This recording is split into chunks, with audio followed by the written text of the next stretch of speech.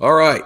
Welcome to Lights Camera Barstool, episode 90 of season 2. Jeff D. Lowe, Ken Jack, Gooch. Chris rejoining us next week.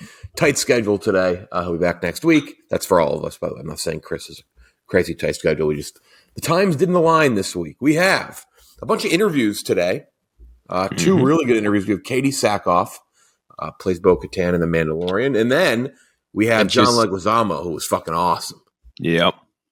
She was in Longmire, too. She was also in Longmire. She was in Longmire. Can't deny that.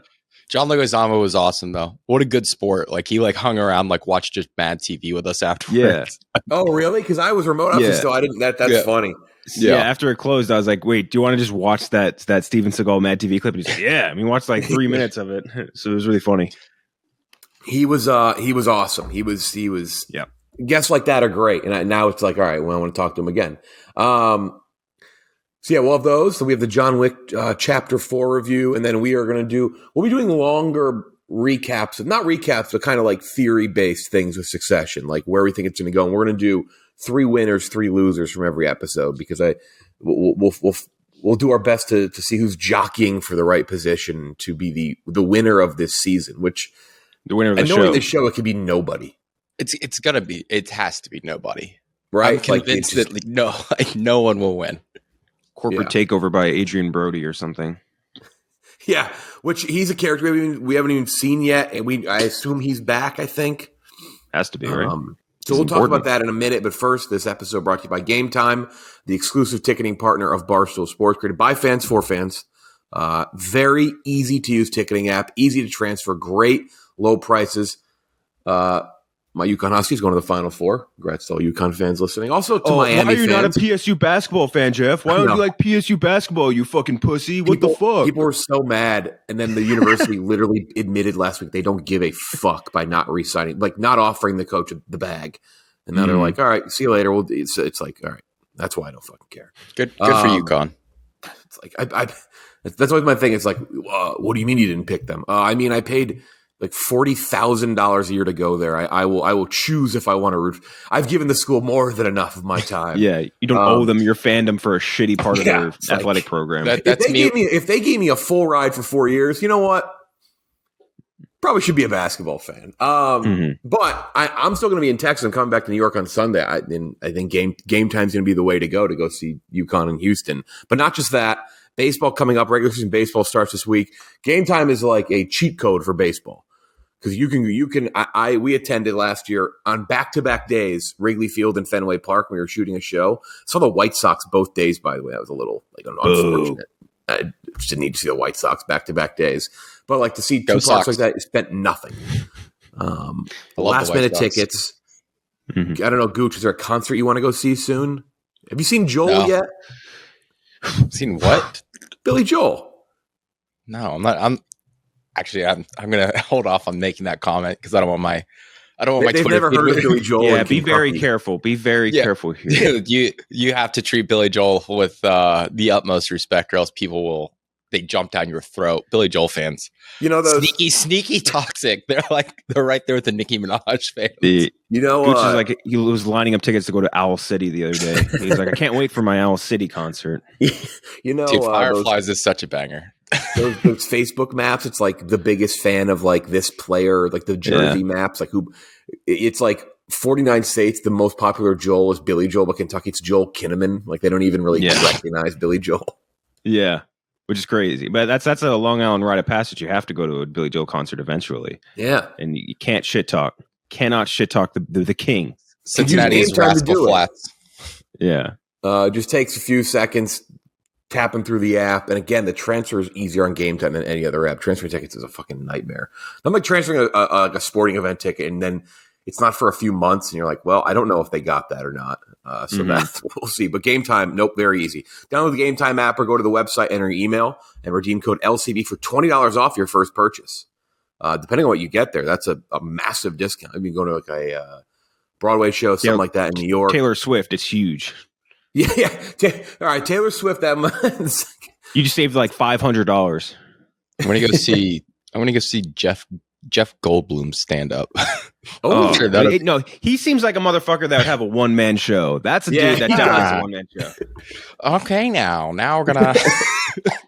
He's got like the big ass drum on his back and like the little cymbals in front of him. He's playing the song. That's him. So that's that. We'll start with some news. Not a ton of news. There's it's pretty negative. Very. Shazam and The Rock. Zachary Levi and The Rock. I'm counting this, by the way, as us missing out on something. Yeah. Yes. Because the day after we interviewed Zachary Levi, he started shitting down The Rock's throat. He hates The Rock. Everyone in DC seems to hate The Rock. It's crazy. A very quick recap. If you don't know what's going on, it seems as though, and this is not like crazy surprising, we all kind of assumed this was happening. The Rock tried to take, it's kind of like Succession. He did a bear hug. He tried to take over DC. Very unsuccessfully, might I add you. He tried to take over. If you had told someone in 1999, The Rock is going to try to take over the second biggest movie studio in Hollywood. Mm-hmm. He failed miserably. Black Adam, he's not going to return as Black Adam by all accounts. Maybe one day, but they've left the door open out of pure courtesy, it seems like. Yeah, no. So he denied a Zachary Levi, a Shazam Black Adam crossover. Zachary Levi's come out in records saying we had a whole scene planned out. It was going to meet Hawkman, all this shit. And Rock's like, no. The DC is going to be centered around Superman and Black Adam. Grossly overstating the care and interest of people. And I will note, Iron Man was not popular when Tony Stark took him out. But that's such a different scenario. And I ain't saying I was really comparing that. But like, if DC had just started out their cinematic universe, maybe it could work. But we're so far gone on that. Nobody except someone with the most baked in delusion could think that would work. DC was like, fuck that. That's not happening. Now James Gunn, Peter Safran, they've taken over. Some controversy, I guess, within like the Snyder fan world. But basically, Zachary Levi's been just crapping on the movie. He's like, Shazam, because he's basically blaming, like, Shazam's not doing well. Horrible. And I will note, we all agree, Shazam, it's completely lost the charm from the first one. They like completely missed the boat on what made the first one good. But The Rock's taking some fire from Levi for why this is not working out. And this is another The Rock war in a Hollywood franchise. Second franchise he may have or may not have tanked with that and Fast. Although Fast is doing just fine financially, but it did a bit of damage to the cast relations department. Can we really say he's the cause of the fall of DC, the DCEU? No, because his movie was coming out when the plant was already dead. He was just a new leaf on it, basically. I don't know. I feel bad to a degree, not for The Rock, but just for DC fans, right? Because like they all just want the same thing we do, good movies or whatever. And then The Rock probably thought, I would assume, he didn't want to go in there and just tank all of DC. He probably just thought like the same thing we do, which is like, hey, this shit ain't working. Maybe if we just go in and kind of like jumpstart shit, it'll be able to like revive and have some sort of competition with Marvel. And then he just comes in and makes it all about him, and everyone hates his ass. And now that was like the kind of the death rattle of DC. You know what I mean? It's like that's the lasting image, I guess, of the end of the DC era. But until the Flash comes out, is like The Rock destroying it. Dude, they still got Aquaman 2. And Aquaman 2. I just keep forgetting about that.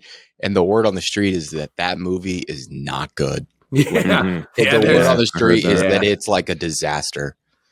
Yeah, not good. Which is so funny because they're gonna reboot the franchise while still having the old franchise movies come out. And the reboot of the new franchise, word on the street is it's fucking amazing. Mm-hmm. And if it's amazing, and then they just jump back into the old franchise immediately, I mean, it's such a shit show. It's just weird. Zachary Levi is just not built for like this kind of conflict. Like he's too nice. He's too much of a like goofy nice guy to like be caught up in all this. Also, like his Instagram live and stuff, like I feel like I would be in the same place he is, where like I wouldn't be able to take the criticism the way anyone in major Hollywood things are, but like he's like having like a legit like breakdown over it, like just going off on like these weird crazy tangents and stuff. And again, that's the stuff I would do if I was in the same situation. But like he's just not built for this sort of franchise world. He's built for doing like really just good heart movies. You know what I mean? I think he's like a really cool. He has a really good like sort of charismatic charm to him in the right places, and like that's the movies I feel like I want to see him in more. He's legitimately great in Chuck. Like I know we joke about that show. But, like he was great as Chuck. Like that worked well for him. Mm-hmm. He was great in Alvin and the Chipmunks. Should have been in Longmire. I will also note too, I mean, I completely get this, and I'd probably side with Levi in terms of like the shittiness of what The Rock is trying to do here, because over time it became clear that he was doing the same thing with Fast and Furious, and you're like, Jesus, man, like maybe don't fucking steamroll a franchise. With that said, I'm not sure the Shazam and The Rock crossover would have really done that much to improve this movie's box office or success. It is his main villain, but like, yeah, I don't think being in it, but he was never supposed to be in it in the first place, though, right? Like the idea was like maybe next time. No, I mean, if it comes out that he stopped that, then it becomes a different story. Then it's like, okay, like that might be his fault. It does feel like very like FOMO-ish of The Rock, where he's just like, I have the upgrade to Shazam and Superman. Why would I ever degrade myself by fighting Shazam instead of fighting Superman, which is the villain I want, the big hitter? But I don't know. That's how I would feel if I was Zachary Levi, right? Or it's like he feels like he's like I'm above you. The character of Black Adam is too good for Shazam. Like that's something that can happen later. Dude, people thought Black Adam was made up when they announced that movie. There, people were calling it woke Hollywood. They're like, oh, of course, DC has to do, since Marvel had Black Panther, DC's coming out with Black Adam. People don't even know it was a real character. Yeah. I still love to this day the White Panther picture of Ryan Gosling in the Black Panther suit. Still every single time I see it, it makes me laugh. Someone posted of like a full compilation, like it was like Selma, but it was Tom Hanks. Just every single person in the movie is Tom Hanks. I love that. Actually, they're all across the bridge. He would love that. By the way, he loves doing a weird act. He loves doing an accent other than his own. So the other news is in the Marvel world, which is going to be incredibly interesting to watch play out. Pretty sad state of news. Jonathan Majors was arrested in New York after police called it a domestic dispute. His team has denied it, said basically truth will come out, no wrongdoings. But in the meantime, and we're not saying anyone yet is guilty or innocent at this point, though the look is not great, as many people in the film community have now come out and been like, John Majors is a massive piece of shit, like an abuser, like both verbally, it's been kind of seeping out. And there was a tweet a few months ago from somebody in that community, in the New York like acting community, all that, saying like there is somebody who's going viral now in the movie world who everyone loves, who is not a good person. And when this news came out, someone said, "Is it Majors?" And he was like, the person was like, "Yep." It's like ding, ding, ding. I think they said. So we're not sure what's going to happen here, but whether or not that's the case, he is the backbone of the Marvel Cinematic Universe going forward in terms of villain. So you have to only assume that Disney is fucking scrambling right now. I have no idea what will happen. This is because even if like this gets dropped, right? Even if he is not found guilty of anything here, Disney will not play ball with this. They won't, and it's the rumors that come out. They definitely have a leash. People like to compare Chris Pratt and what's her face, Cara Dune. Oh, fuck, what's her name? Damn it, I forget. Cara Dune. Where's Large? Let me go get Large. Yeah, well, Large on low name. That's true. No, let's say Cara Dune. What the fuck is her name? Gina Carano. Gina Carano. There we go. Which, they weren't similar, but people said, like, Chris Pratt said some things that kind of pushed the envelope a little bit for Disney, but they've never really wavered. Close to Gina Carano. Not even close. Like, not even comparable. Like, there's definitely like a level of like, you can get away with stuff. This is a whole different camp. I saw people saying, "Oh, well, RDJ got his second." I'm like, "We used on drugs." Like, yeah, doing cocaine. Totally different. Now, if like the floodgates open again, I don't want it's pretty senseless and also definitely borderline gross to speculate on something like this. But it is worth noting, like, way too big of news to not mention. I have no idea what they do if they have to like. I will say the very good thing is that Kang is a multiverse built villain. Every single one of his multiverse versions of himself is all whatever I forget what they call them, variants. Like they could just look different. Like they could just do that. It's all half the characters they showed us in the post credits and shit. Like they look different. They were wearing tons of prosthetic makeup, shit like that. You could just kind of do that, and I think you can get away with it relatively easily. I do know, like I know one person. My roommate went to college with Jonathan Majors. Said he was like the nicest guy in the world. Like she was in the acting program with him. And like they work together all the time, and like she was like, yeah, he's great. He was like so much. It was like really fun to work with, really collaborative and stuff like that. That's the only connection I have, like second degree with him. But if other people who are worked with him more recently, like obviously shit changes the more famous I guess you get too. So all that can change. I mean, yeah, it'll be a real shame if this comes out as just not true because, like we said, Disney will not play ball even with the allegation. I think this is they're probably recasting him. Just because that is a massive stink, and that it'll be hard to shake. If it's true, fucking terrible. Like, yeah, he's gonna have to go. I don't know how Marvel fixes that because, like you said, I mean, I guess if you want to look at it from like an eagle eye perspective, like more general audience, like he was only in one episode of Loki. I'm gonna assume he's probably in a lot season 2, and then an Ant-Man movie that was underperformed severely, and he was in 20 seconds of that Ant-Man movie as it was. So like, it's like not they're not in the worst states. They're not like this is Avengers Part 2 and they need to recast Brolin. You know what I mean? Like this is or Endgame, whatever. And like I think it's an easier spot for them, especially when you include the multiverse, to just recast him as someone else, throw on the prosthetics, whatever. Who cares? And everyone will. I don't think anyone's going to have a big issue if they recast him, if that makes sense. If this is all true stuff, and no one's going to be like, well, how dare you recast him? It's gonna be fun. No one cares. It's a movie. Yeah, we can use our imagination to bridge the gap of a recast. I think that's fun. We'll see. It's impossible to figure out what's going to happen here. His attorney has said they have like video evidence and proof that would exonerate him in the situation, saying their MIP is required to make an arrest in these situations. Only reason he was arrested, they expect the charges to be dropped, and then it becomes a big time who says what, because everything else is pure speculation at this point. They've said that accusers just haven't come forward. So pretty big news, but we'll see. I mean, I don't know who you recast. Sam Richardson, the guy who plays Richard Splett. I like him. Yes. I would love that. That'd be great. Get him out of here. Get him out of here.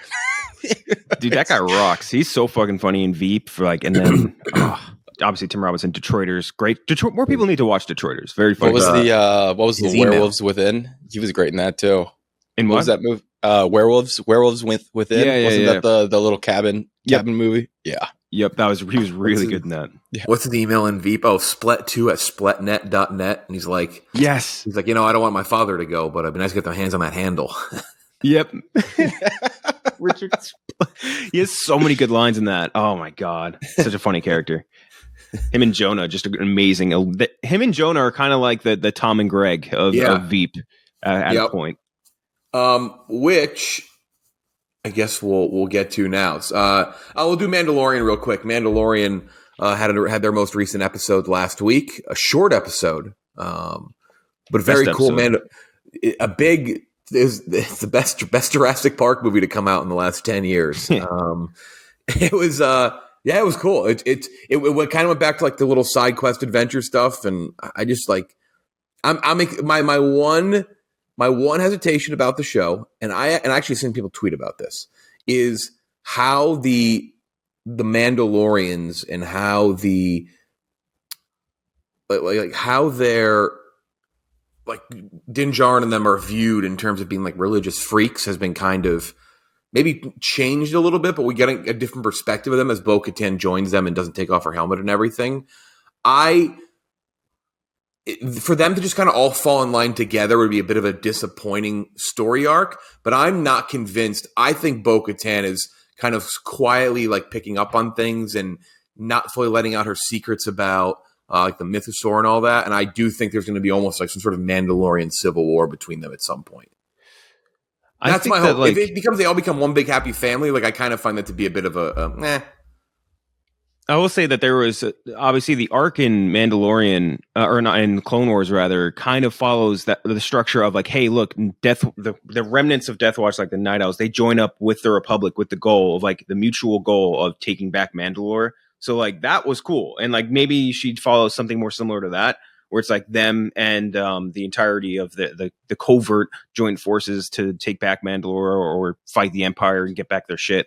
And I can see that happening. But also, I don't know.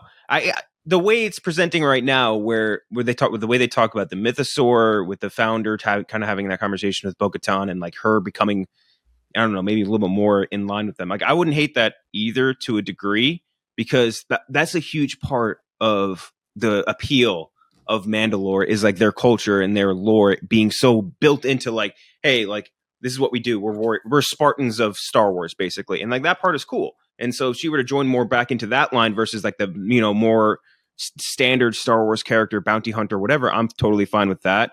But even outside of that, just an awesome episode. I mean, Ahmad Best getting his shine, one of the coolest things I think Mandalorian has ever done. One of the great Filoni, Favreau. We talk about them all the time, like them cleaning up the messes of the prequel trilogies and sequel trilogies, whatever.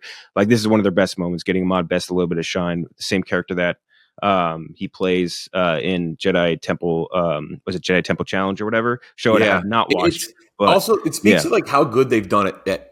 And I think it may be out there somewhere. I haven't looked, but they've done such a great job. We talked, actually, you'll hear it. We talked to Katee Sackoff about it. They've done a great job of really keeping the spoilers at bay with The Mandalorian. We're like, you cannot avoid some Marvel spoilers, like or DC. It's impossible.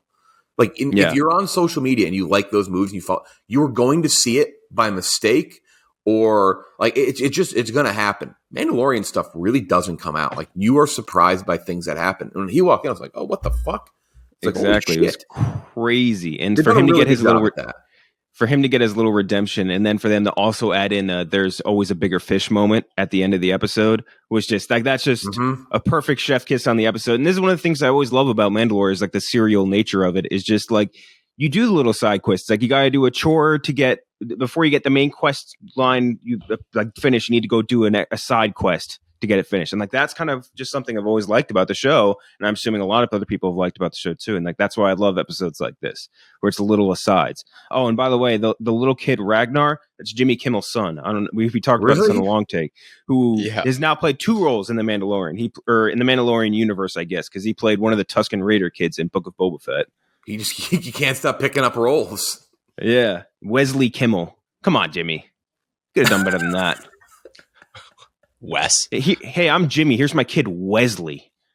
Like that's like a British aristocracy ass name. You're Jimmy Kimmel. You're entertainer. Name your kid an entertainer name. I mean, I don't know. Gooch. Is Order 66 like just the most reliable play in the Star Wars play? Oh yeah. It's like the most traumatic, like terrible thing to happen in the Star Wars universe. And for some reason, it just you get so hyped every time you see it. It's just always works. The thing is about that though, it's that's where Dave Filoni is so good at taking things from Star Wars and the prequels that aren't fleshed out and that have so many avenues you can go down where it doesn't make things ridiculous, right? And it all seamlessly fits in the story. That's what he's best at. And it's an example like this where you're like, no, that's not a crazy leap. Like we joked about Fast and Furious, right? Where they pull they're in the next one, they're going to pull the fucking vault or safe and you're going to see them character. That does work. I've said, like, I do like that. That's cool. But it's one of those things where you're like, oh, all right. Like, but this one, you're like, oh, I totally believe that. Like, I believe that it sets up well. So that's my biggest thing about Filoni that I love.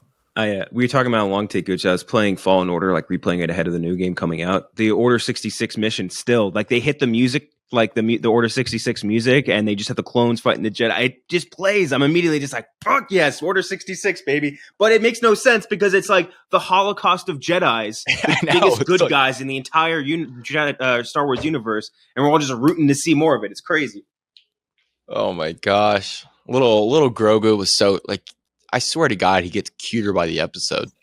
He does. It's pretty crazy. If you told me that Disney spent upwards of $50 million in R&D figuring out how to make the cutest creature possible, and that's what I would believe you, because the way he moves, just the little gestures, every little noise, it's just like adorable. I saw Robbie or Clem, one of them, were saying that the way he jumps looks weird.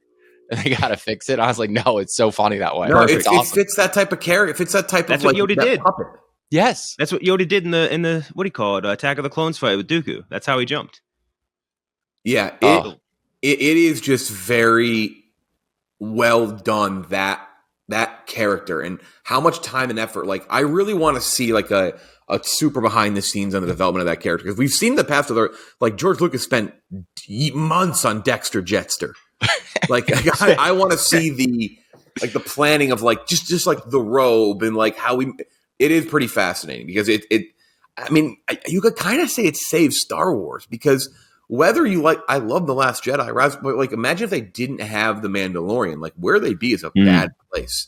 So it's a crazy, crucial decision to put little baby Yoda in it, but it sure fucking worked out. Yeah.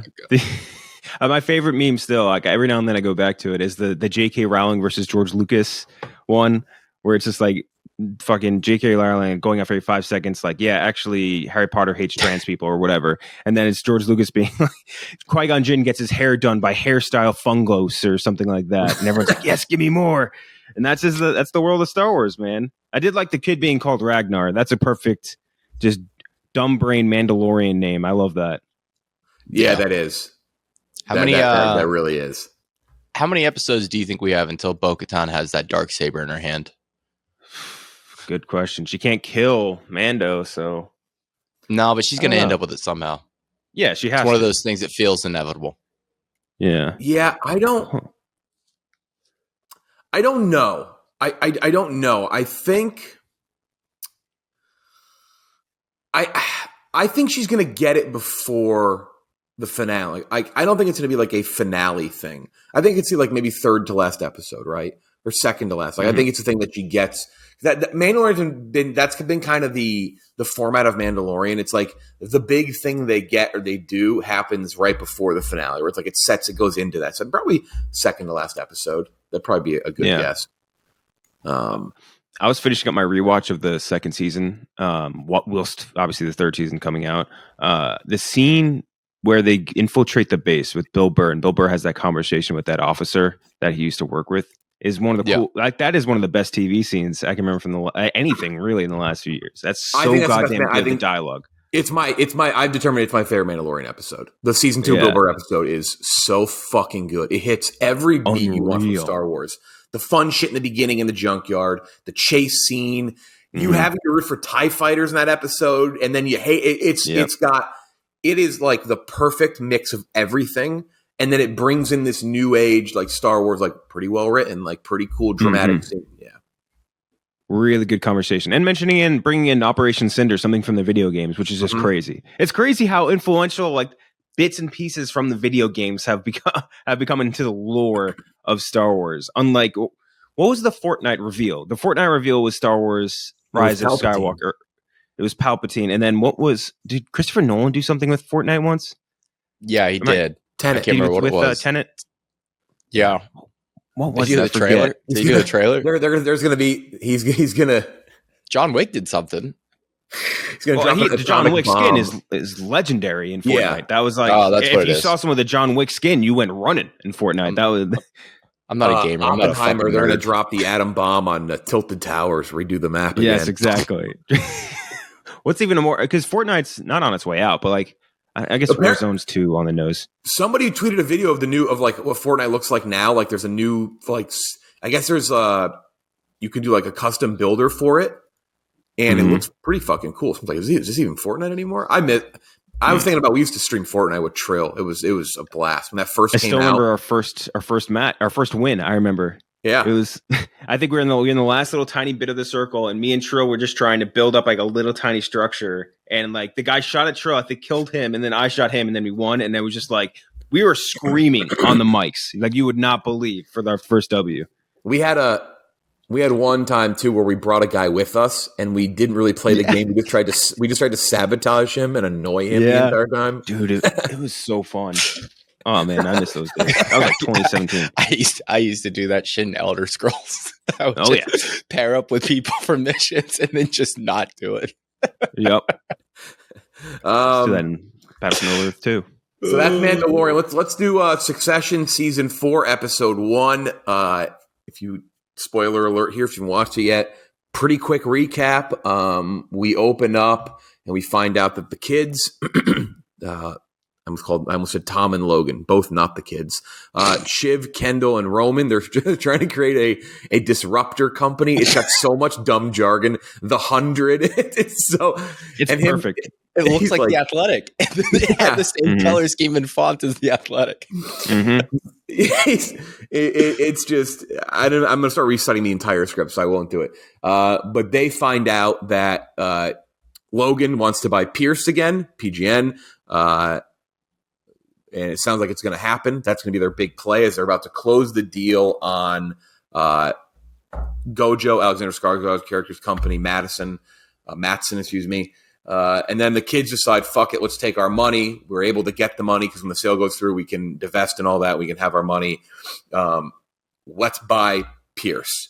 So they go see the Pierce family, which we'll talk about Pierce family in a second. They're perfect characters. We talked about in group text this night. Nan Pierce is a great example of why the show works so well. Because even the characters you're supposed to like, it's just everybody sucks. And they just find a way to reinvent a way a character can suck.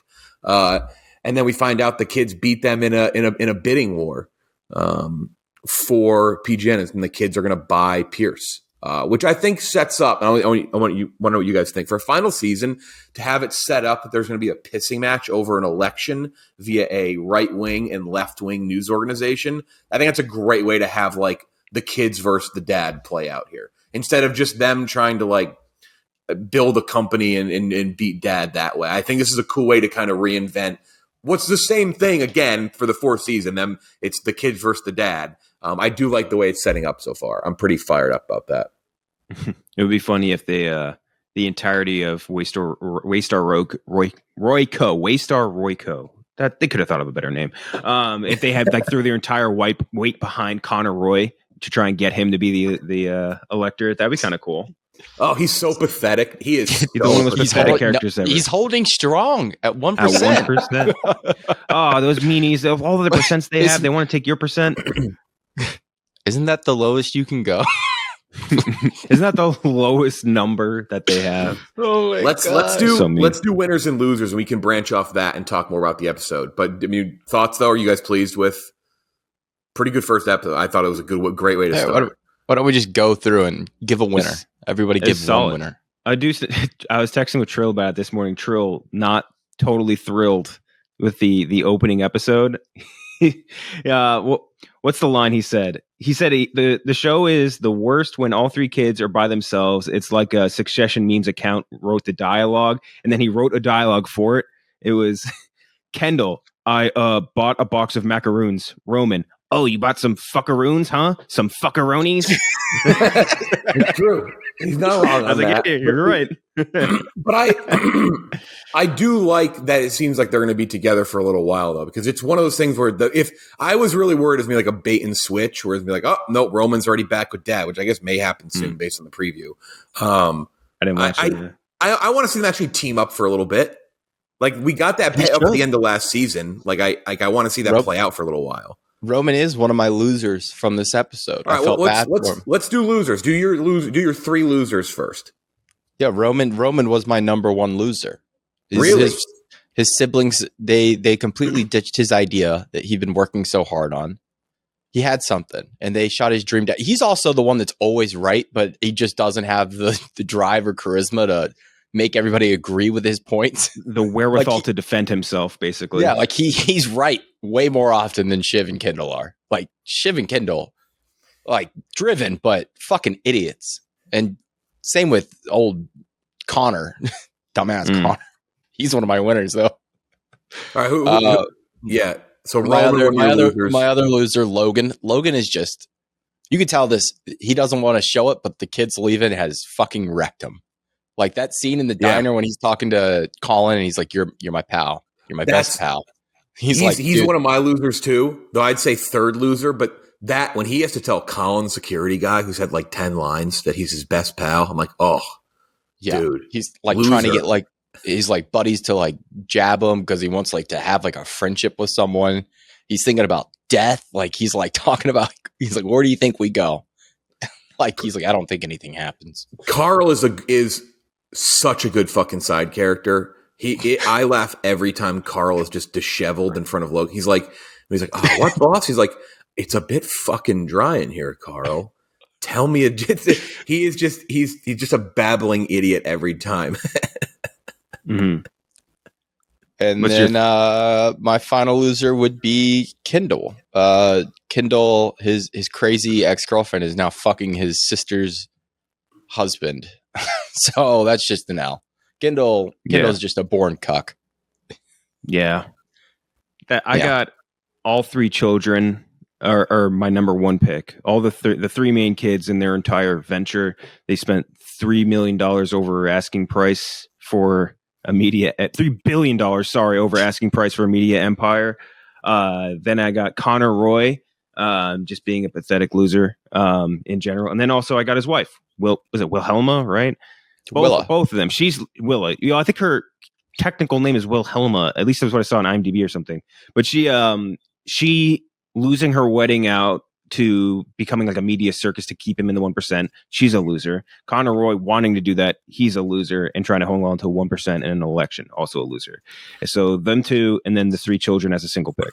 The strong 1%. Losers for me, I think number one loser is I think Tom is the biggest loser in this episode. Tom is just Tom. Where Greg, which I'll talk about Greg in a second.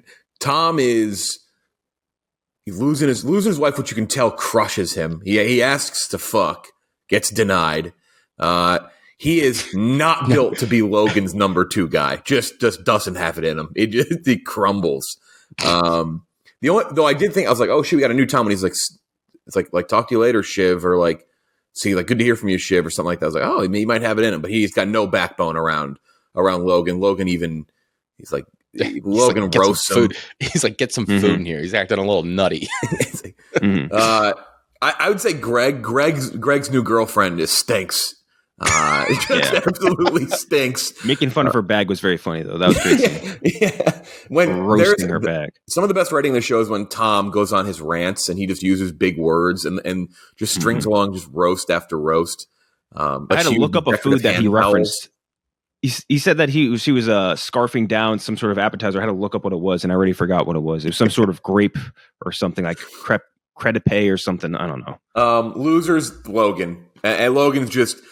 Though I will say, it's the Tom quote from season 3. He's never seen basically Logan ever lose. That's like the one thing. It's like Logan never he'll find a way to win out of the situation probably in the next episode. But that just kill the deal with Gojo when that killed their financing on whatever. Yeah, but what a sad him telling Colin he's his best bud. And he told him 3 times too. You're my pal. You're my best bud. I forget what. I think it's from What We Do in the Shadows. It was like the same quote that Matt Berry says when he's talking about. I think the kid. My good time boy. My good time boy. Matt Berry. What are the all-time? He is one of the most underappreciated actors in all of Hollywood. He's so fucking funny. I don't give a fuck. His name was Mike. He's so fucking good. There's an episode, for those of you that haven't watched What We Do in the Shadows, amazing show on FX Hulu. There's an episode he has with Mark Hamill. That is one of the funniest episodes of television I think I've ever seen. Jackie Daytona episode, if you remember that. So goddamn good. This is how we talk in Tucson, Arizona. Tucson, Arizona. How do we get on this? All right. Winners. I'll go winners first. I actually disagree. I thought Roman looked the best. I thought Roman had to buckle on things, but Roman is so in control compared to what he was in the first season. Like he's definitely smarter than both of them. His downfall is I think he just gets tired. Like you just like it's whenever he buckles something, you just look and he's like, I just don't have it in me. Yeah, that's loser mentality, which is why he's on the loser list. Yeah, but even I'm just too tired to defend my ideas. His lines, he like when Nan Pierce is doing her stupid like she's like, well, 7, 8. What comes after 9? He's like 9B. And then it's so sad when love dies. When Shiv announced that her and Tom are getting divorced. I did like Roman. Nan Pierce the winner. Nan Pierce played everybody. I texted the group about this last night. She is the perfect, exact opposite of Logan, but also Like, not at all. Like, what she is the opposite, but she's just as big of a piece of shit. Just like her whole, this is so disgusting, this bidding war. And she's just such an unlikable person, but set up in the exact opposite, I guess, left-wing liberal way. So, yeah, she completely played everybody, got everything she wanted. And then, while I have Tom and Greg as the losers, my number 3 winner is the Disgusting Brothers, because they're very clearly winners. Oh, yeah. The Disgusting Brothers. It was so fucking funny. And I was wondering, I'm like, what's going to be the thing that plays the most? And I went on Twitter right after, and it was immediately one of the top 3 trends, Disgusting Brothers. Someone just posted the Kobe Shaq highlights. Yeah. Like, and just Tom would be like, it was draped in irony, Tom, and Eric Greg, and he's just like, yeah, I know. I totally knew that. That was very good. Okay, so my 3 winners. I also have Nan. Nan getting $3 billion over asking is awesome. You're the number 1 winner in the world right there. And then she also, like you were saying, like, I just love how she's the performative version of Logan Roy, where Logan Roy doesn't give a shit and he'll just show you all his cards straight on the table. Like, she just has to save face and be this, like, performative good guy. She's very similar to, if anyone here has listened to or watched Futurama, the character Mom. She's like a giant business magnate that kind of cosplays as like a good old fashioned granny, and then like behind closed doors, she's just like a shark. My other second winner is Logan's bodyguard, Colin. Talk about, the dude is a bodyguard and he's the best friend of the biggest media magnate in the entire world. Like, he's the number 1. He should actually be the number 1 winner. He is my number 1 winner. And then after him, I have Tom as my number 1 big boy winner. They may have lost the bid, but also they didn't bid $3 billion over the ask. And they also, he's getting away from Shiv, who was a bad wife. Another W for our boy Tom. He started up the Disgusting Brothers. Another win for Tom. And every single line he said is funny. Like, every single line he says in the show is amazing. And like, when he was his conversation with Logan Roy was perfect, because Logan Roy just will never give a straight answer on anything. Like, he so badly wants reassurance that he'll be okay when they divorce. And like, he's like, if we're good, we're good. It's like just the most nebulous non-answer you can give him. And Greg just being like, I don't know if I should be, that's just no reassurance to me whatsoever. Just so many funny lines from Tom. So he's my 3rd winner. Dude, even when he's like delivering like the most dramatic, like heartbreaking scene, he's like, I could try to make love to you. When he said make love, you know what he reminds me of sometimes is Francis. He has like a grown-up Francis vibe for sure. Yes. They talk just like each other. Would you like if I make love to you right now? This is so creepy. My number 3 winner, the Pierces, the whole family, not just Nan Pierce they're all getting paid off this. With their stinky media company too, by the way. Just like, people, like, they joke about Waystar being like a dying, like a dinosaur. Pierce is like years before that in terms of dying. Like, they are beyond on its last leg. Yeah, so the Pierce family getting out nice with that payday. And also, Naomi's just running the streets on the Roys right now. I mean, she probably planned this. Probably planned the whole thing. Nan and Naomi running the pick and roll on the Roys. Dude, seriously, Good Lord. Number 2, Greg. Even though got yelled at, he's been swiping. He's found love. He's been swiping on the apps. Had sex in a guest bedroom at his uncle's house. Pretty sweet, if you ask me. I mean, Greg is on the come up. They know his name. Also, just roasting the shit out of Logan. Roasted him. Yeah. He didn't even do a roast. He just did it just reminded me of a Norm Macdonald like roast where he just gets up there and just says shit like, you're mean, old man. You're mean old bastard. Where are your grandchildren, Logan? Where are they? That was a great one. Where's your dad? That was a good one. Oh my gosh. Yeah, you can tell it hurt him because he was like, where's your dad? Sucking dick at the county fair? Yeah. And Greg just like lowers his head. He's like, oh, fuck. My number 1 is Connor. While Connor is holding strong at 1%, and he's going to get the wedding of his fucking dream because he's going to have hobo fights and tons of hoopla. You can tell there is impending massive cringe coming up with Connor and like the Democrat and Republican candidate. You just know there's going to be a moment with his character that you're going to like melt into your chair and be like, oh, fuck. Dude, I feel like Connor's gonna have like a winning moment. It's gonna fuck with like because if like anytime the independent party pulls in like too many votes, it ends up fucking like with one of the parties. Like I feel like he's gonna accidentally end up polling at like 3%, and it's gonna fuck either the Republican or the Democrat candidate. Yeah, like something like that's gonna happen. I feel like preview for the rest of the season was pretty good. I love some of the returning characters. I'm excited for Skarsgård. I hope Adrian Brody's character is such a piece of shit, such an asshole, and I love whenever Stewie's in the show. And I'm like, I will. Though I think one of the Did you hear his character is doing an interview and he's like, they're like, how often do you get recognized for Succession? He's like, it's a lot, and people always offer me cocaine. He's like, yeah, everyone asks me, he's like, hey, you want some coke? And I was like, no, I'm not actually Stewie.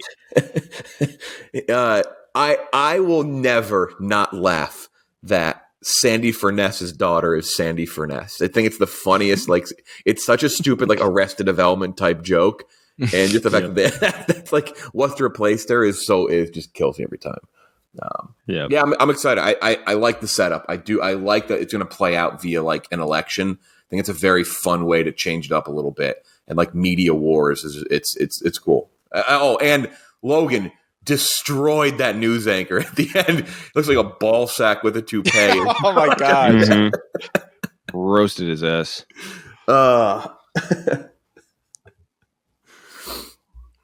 Man, oh man. All right, that's Succession.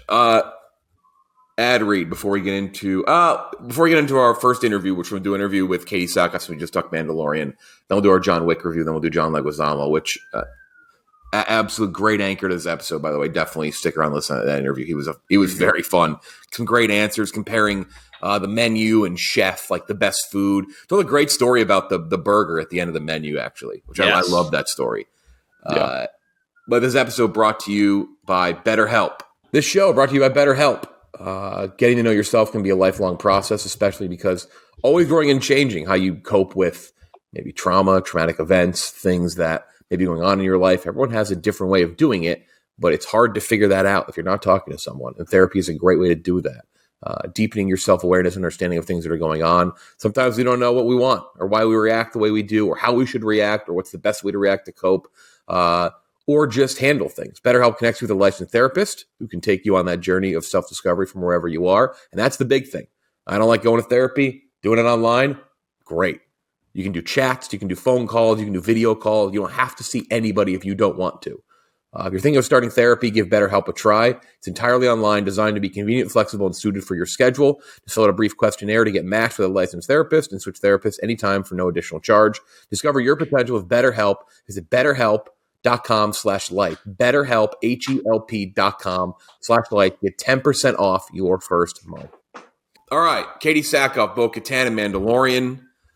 We nerded out. We never had a Star Wars interview before, like full on forced for a Star Wars show. We just nerded out and talked about Star Wars the whole time. Here it is.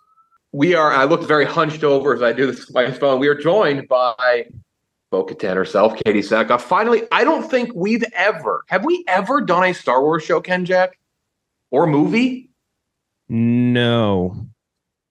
I don't think we ever have.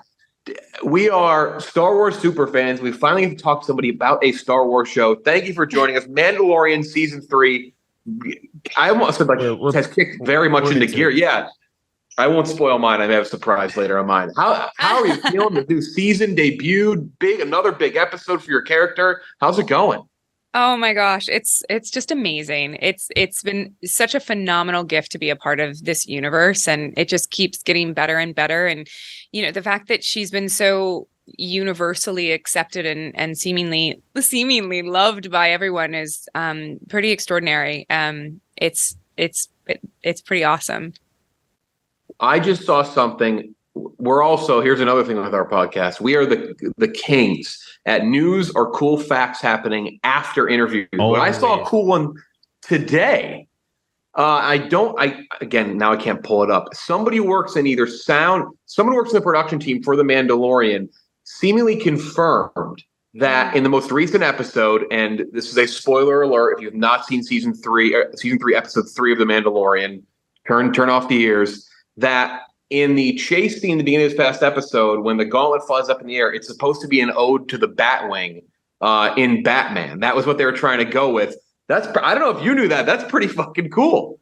I didn't know that. That's news to me. If that's the truth, it's awesome. Using your character as as a Batman ode. I mean, how much cooler, especially because your character came in pretty guns blazing in season 2. We've been fans of Clone Wars and Rebels for so long. Especially this year, you are almost like 1A, 1B to Mando, it seems. How great has that been? It's pretty awesome. I didn't have any expectations going into season 2.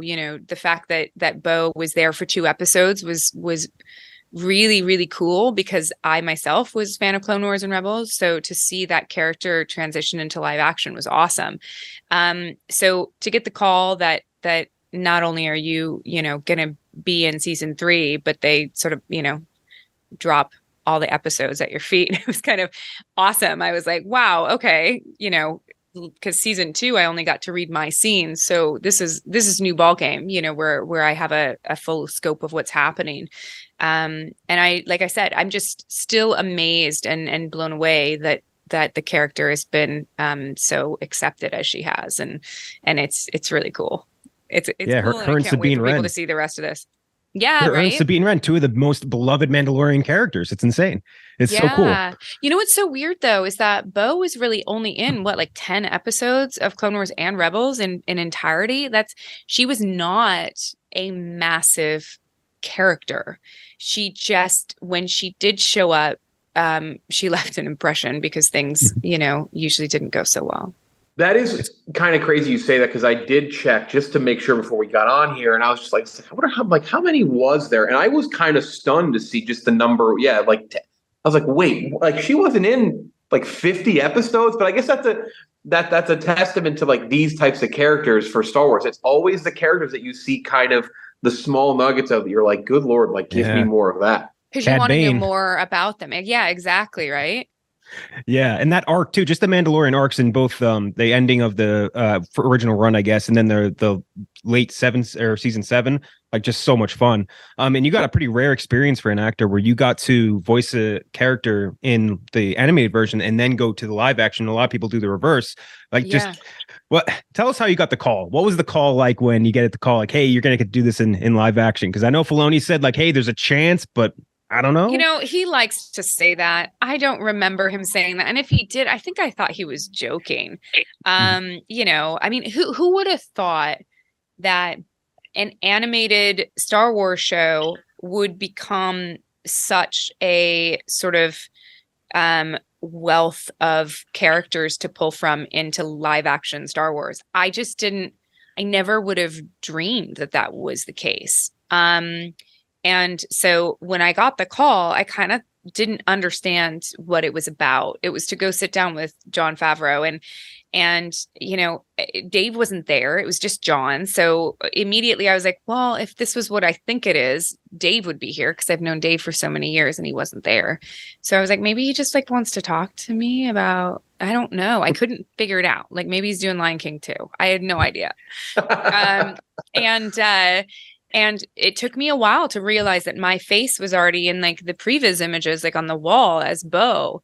And that was so surreal because I had never, when I pictured Bo-Katan, I never pictured my face on her body.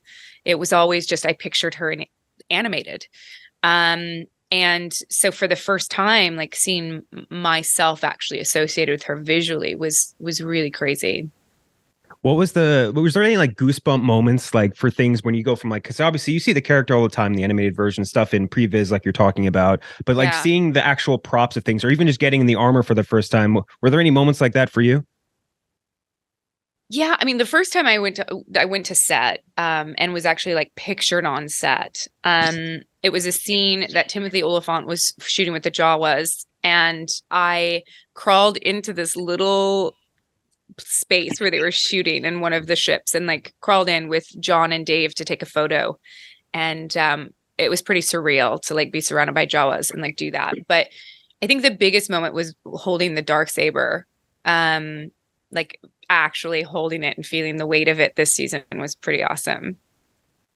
We mentioned Dave Filoni a little bit, and we got to talk to Freddie Prinze Jr. about him a few weeks ago.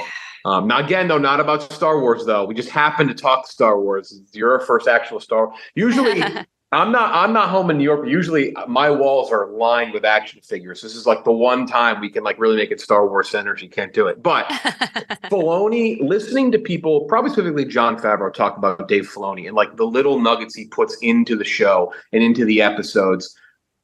How fascinating is it working with his mind? Because his Star Wars mind, probably only to George Lucas, is probably the greatest in the world. Like just the things he sees and he adds to the show that are these little things for fans that don't take away from the show at all, don't stop it in its tracks, but add so much. Yeah, no, I really think that he probably knows. I mean, he and George, it's a run for their money, but Dave has such a passion and respect for the universe and the characters. That he really treats it with that much respect, as does John coming in, and it's, it's pretty amazing. Having known Dave as long as I have at this point, like we text back and forth and he'll text me long, like backstory of Bo-Katan's childhood and we'll like go back and forth. So I just know if I need to know anything about Bo-Katan, I just like text him like one question and he just goes, and I love it. It's so much fun to have that level of backstory on a character. His like lore and like what he knows, again, like the behind the scenes of the first season of Mandalorian was fascinating to watch because it's just like all these little things he threw in there, and even in Favreau be like, what the hell is that? And he's like, just trust me on this one. Like fans will go crazy. But I know Amy Sedaris had a pretty funny interview about doing the Mandalorian. And now your character is way less, I'd say, like grounded in like real human reality. So your character uses the bigger words and the more Star Wars-y words, but she's mentioned that she'll use a word here or there that they'll say they don't say that in Star Wars. Has that happened? Have you ever been caught in that where you're like, oh no, that's not a word she just said something in like I think 2 episodes ago where I was like, oh wait, or it might have been your character said something like that's the translation from like what we speak English as humans to what they would speak in Star Wars. Yeah, right. Like I just drop a frack. Yeah, no, I get handed some doozies. And I feel like because I've been in sci-fi for so long that they give them all to me. And so my character will literally have these like massive speeches about pirate captain Gorian Shard was captaining a Cumulus class Corsair carrying a compliments of, you know what I mean? Like it's like all of these like really big science fiction words that they're just like, well, Katie can do it. So if it was someone talking in like, like normal everyday, speech, it's not me. Trust me. Sadly. You've been around the circuit to all the Comic-Cons. You've met all the Mylorps and Glorpons and all those things. Which, by the way, that was one of my favorite episodes of Futurama, is the one you guest starred in. Where I was just going to say where I played Girl. Girl, yeah, that's right. That was a very funny episode. Yeah, like everyone is like, "Who are you in Futurama?" Girl. Like, with multiple R's. Yes, yes. What was filming on the Stagecraft volume thing like? Did you have scenes with that?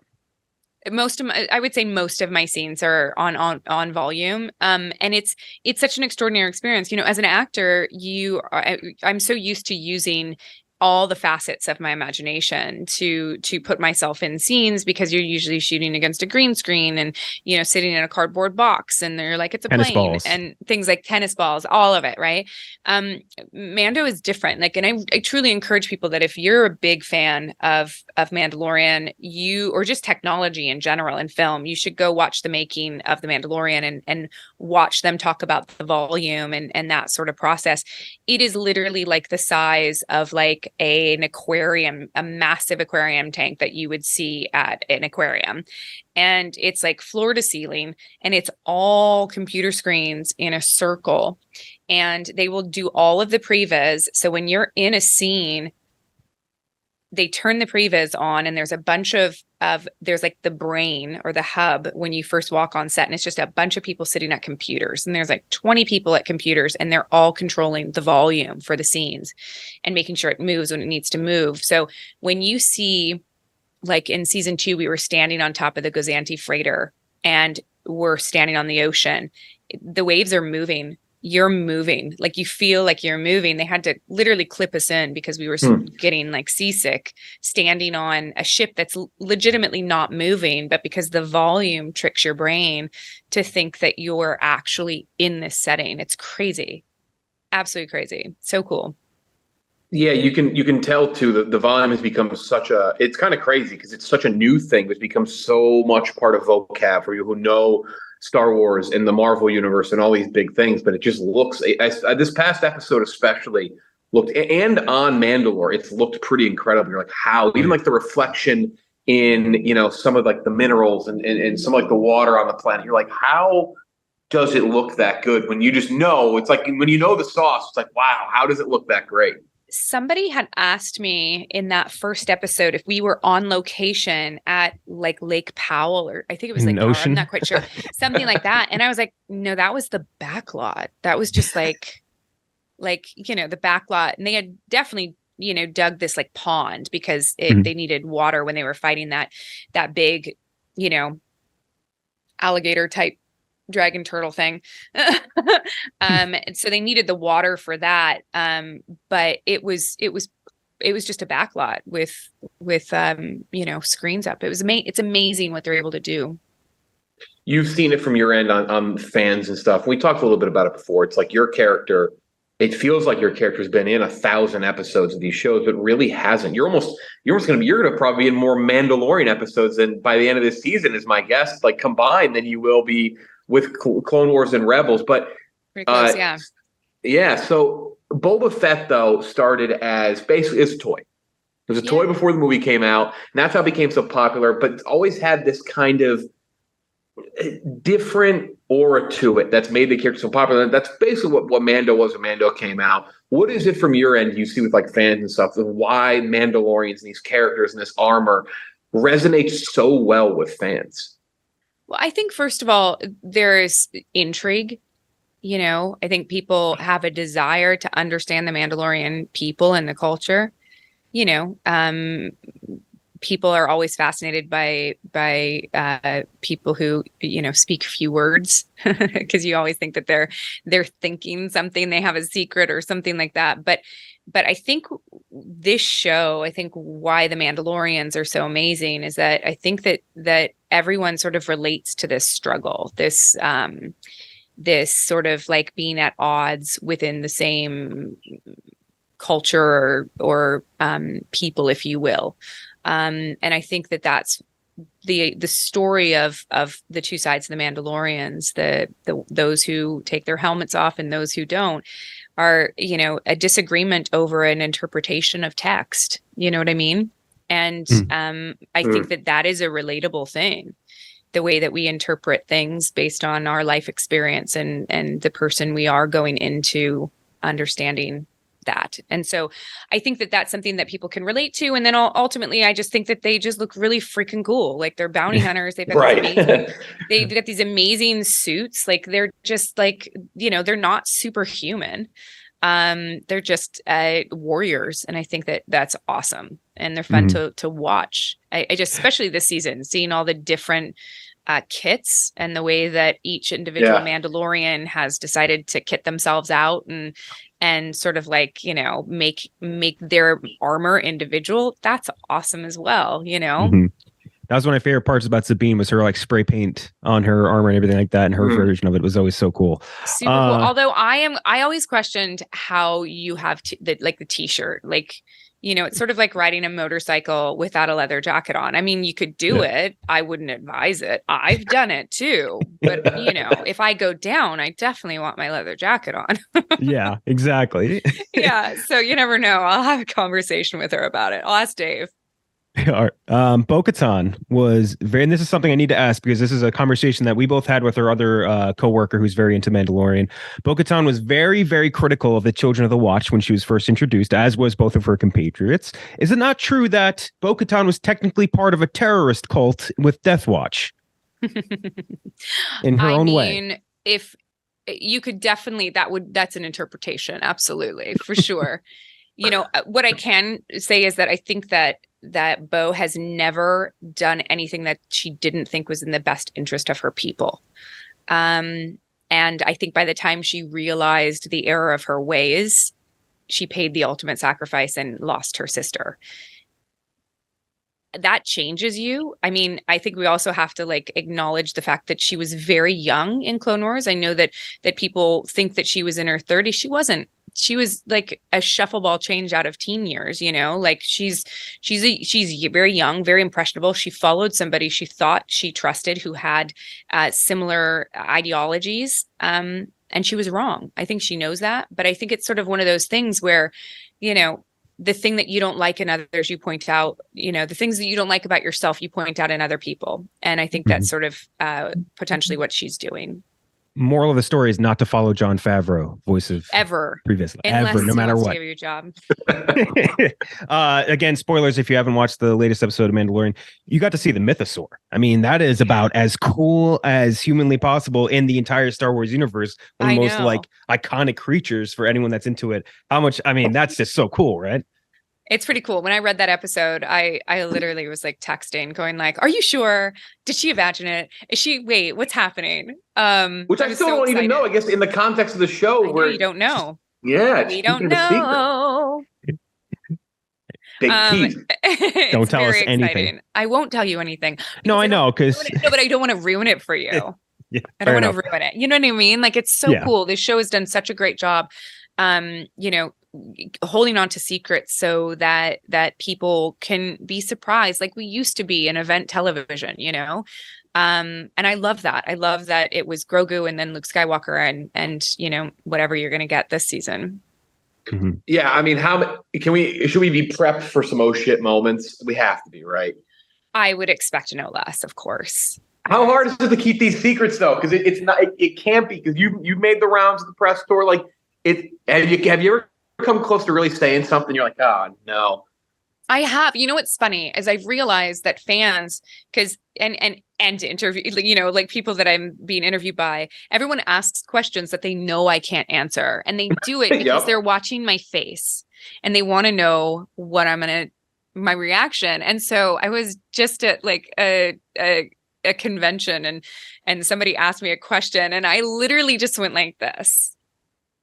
Because like I can't answer you, but then they were like, "Ooh, she's being super coy," and then I was like calling someone. I was like, "Am I being too coy? Like, did I make a game out of being too coy? That like now I'm like too coy? Like now I'm like like if I'm coy, they know that I'm like giving spoilers away. So now I'm just like I can't even do that. I just have to sit and not look at you."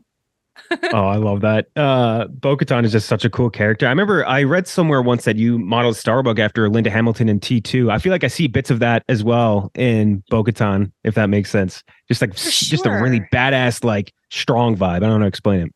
I think that you know, my career and the energy that I bring to my characters is like a culmination of all the strong women that came before me in film that I idolized growing up, because we didn't have a lot of them. You know, it's Sigourney Weaver and Linda Hamilton and Lucy Lawless and a bit of Bruce Willis. You know what I mean? Bruce Springsteen, yeah. Bruce Springsteen too. I mean, listen, let's be honest. Like Born in the USA is my theme song. But like, you know what I mean? There are all of these women that came before me that laid this groundwork for me to be able to portray this incredibly strong woman in the characters that I've played. I can't help but sort of want to channel them as a character, and especially Starbuck for sure. That was absolutely my Terminator moment. Mm-hmm. I love that. But before we let you go here, I think you were just the same place we were, or one of them. Might have been California, but Galaxy's Edge Star Wars at Disney. I was just there. Yes.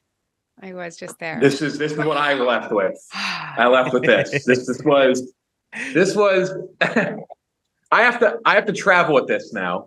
You do have to travel with that, but it comes in a good convenient little travel box. It does. I can disassemble the actual saber part. Oh, easy. Cool. Nice. That's cool. But Kenjack had never been to Disney, any of them before, and I'd never been to Galaxy's Edge. Stop. You've never been to Disney. It was the first time they gave us like this really cool VIP tour thing. Like we didn't have to wait in lines or anything. It was awesome. The Guardians of the Galaxy ride, by the way, at Disney is maybe the coolest thing I've ever been on in my entire life. is one of the coolest rides I've ever been on in my life. For people that don't know, it's in California Adventure. You have to go. It's one. Oh, that one. So he's talking about the one at Disney World. Have you seen that one? Oh no, I haven't been to Disney World since I was like 12. It's crazy. The Galaxy's Edge there is a carbon copy because they're the same one at each park. But the new Guardians ride at Disney World is amazing. But the rethemed Tower of Terror at Disneyland. So I actually did Disneyland and Disney World like twice out of like the span of 5 days. I'd never done Tower of Terror before. So the cool, Guardians right? version. It is. I don't like getting dropped like that. That's not my thing. But I now kind of like it. Like dropped as a baby, you have like trauma or something. There's something about something about it. But, it was like you don't want to feel your throat, like your heart. Oh, everything going up, yeah. But then when you add Jackson 5 to it, it becomes a little different. It's amazing. It's literally probably my favorite ride at adventure for sure. It's so much fun. Oh, you got to do it. It was so fun. Oh my God. That was the coolest roller coaster I've ever been in my life. Like it's all half digital, half analog. They're twisting you around in the seat. It's so cool. Seriously. Now I need to go. now. We've taken the last 2 times we've gone to Disneyland. We've taken my daughter. So I haven't been on an adult ride at Disneyland for a while. Like Dumbo's my jam now, guys. So the Slinky ride was a thing. Dumbo is terrifying. Oh my God. So you go on Dumbo with like 2 adults and like a tiny baby and like they give you a seatbelt for both of you.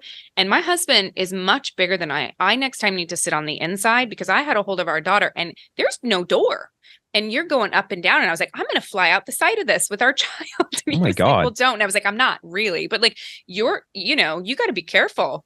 It's like these elephants being held out by like a toothpick, like sticking out of the center. That's crazy. It's crazy. And you can go up and down like super fast. Like Dumbo's scarier than it looks, guys. Ken Jack did. So, and then we'll go here. The ride Matterhorn at Disneyland. It's been around for what, like forever, however long the park's been open. Yes. I love it. Definitely needs some work. It's definitely not easy on the back, but very similarly, unlike Space Mountain in Disneyland, which is very like refurbished, the one in Disney World it's rickety, I would say. And Ken check out to ride rickety. That one. Is it really? Pitch black and very rickety. You can't see anything. You guys went during Space Mountain. Like I have panic attacks that like we're going the wrong way. Yeah. Again, and I want to stress Disneyland's version is much newer in terms of it being refurbished, and it's you sit next to someone. Disney World is like Matterhorn, where it's single file. We got out there. I looked at Ken Jack and said, "We're not doing that again tonight. Like I'm out. Like that's like you're done. Some things I can't do." I understand that. I understand. I do understand. Although I'm sure it's perfectly safe. Oh, definitely safe. Definitely safe. That just shows how big a wince we are. Perfectly safe. Do the I'll go spend. You'll vomit as well. Yeah, I'll go spend $300 on a dark saber instead. Right. So I have a dark saber as well. Like, I mean, and I'm not. That's not me being coy. Like, no I coy. actually have the same dark saber that you have, but I got the experience of actually building a lightsaber. It was the coolest thing ever. Like the entire process of that was so cool. I totally think that, it's an expense, but if you're going to Disneyland and you can save up to participate in that whole process, it was so cool. I loved it. Being dropped in that world again, as you can, I'm sure, tell, 2 massive Star Wars fans. It was insane. It was pretty damn cool. Very cool. Right? I love that my daughter now is like wants the dark saber. Like she's 15 months old. It's the coolest one. She just wants to like chase the dog with it. It's the best saber. I don't even think it's close. But maybe we're biased. Cool. Maybe we're biased. And the power behind it too. Yeah. Thank you so much. Again, big fans. This season's been awesome already. I can't wait for more, but also I don't want it to be over yet. It's that awful conundrum. I know. I'm on the show. I know what's going to happen. I still enjoy watching it, and I just wish that the episodes were longer because I'm like, it's so fun. Like I just want it to never end. So I want my work day to go longer every single week. Just Fabs, let's just stay on set more. We'll pay overtime. Doesn't matter. The union can suck it. Next season they're gonna be like, we heard you. Yeah. You're not hour and a half leaving episodes. work. Coming right up. Katee Sackoff, thank you so much. And now for the most unnecessary tease in the history of this podcast, check out The Mandalorian every week. As if anyone needs to hear that. As if everyone needs to. Yeah. The Mandalorian now airing on Disney Plus. This little indie project, The Mandalorian. Check it out. I know. It's like the little engine that could. Thank you so much. It was a blast. Thanks so much.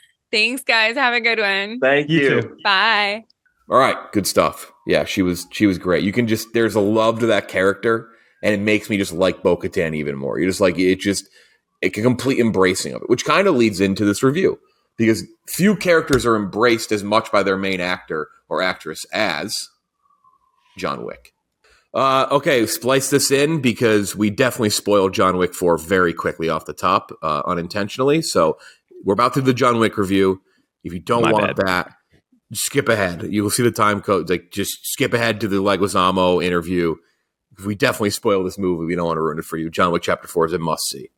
John Baba Wick... Yaga. You know, Gooch often will show up in wardrobe like the movie. He did not show up in a full suit and tie. I have actually. I have all black on. Well, this is not black. You're literally wearing gray, my son. My undershirt is black. Okay. I thought about doing the all black for John Wick. That's fucked up. The first John Wick came out in 2014, followed by Chapter 2017. Chapter 3, which they got to retcon the name Parabellum. It completely ruins the beauty of the titles. It's so fucking funny. It's Chapter 1, 2, Parabellum, and then Chapter 4. It's just hilarious. John Wick Chapter 4, the longest of the franchise, which we'll talk about this because, again, maybe we're thrusted. I've seen people talk about the runtime, but we again, I remember we sat on an interview and we saw a bunch of like pretty top movie journalists and film critics just pissing and moaning about the runtime. And after seeing it, they're even more fucking stupid. With the price on his head over increasing legendary hit, man, John Wick takes his fight against the high table global as he seeks out the most powerful players in the world, underworld, from New York to Paris to Japan to Berlin, all over the world. It's a bigger, grander scale John Wick, getting better reviews than any of the John Wicks before it. People are eating this shit up, and it is absolutely justified. Not even anywhere like, is it overhyped? No. I'm just saying it off the top, and I would be stunned if either of you disagree. I know you guys talked about it a little bit on our previous episode, end of the week last week, but it is. Nothing about this shit makes sense. How is this franchise so fucking good? How does it get better? Franchises don't do this. They're not supposed to be this consistently fucking good. I prefer the first John Wick out of the first three. I like Chapter 2. Chapter 3 is a little step down from both of them. I gotta say, I think this is the best one yet. I like this one the most.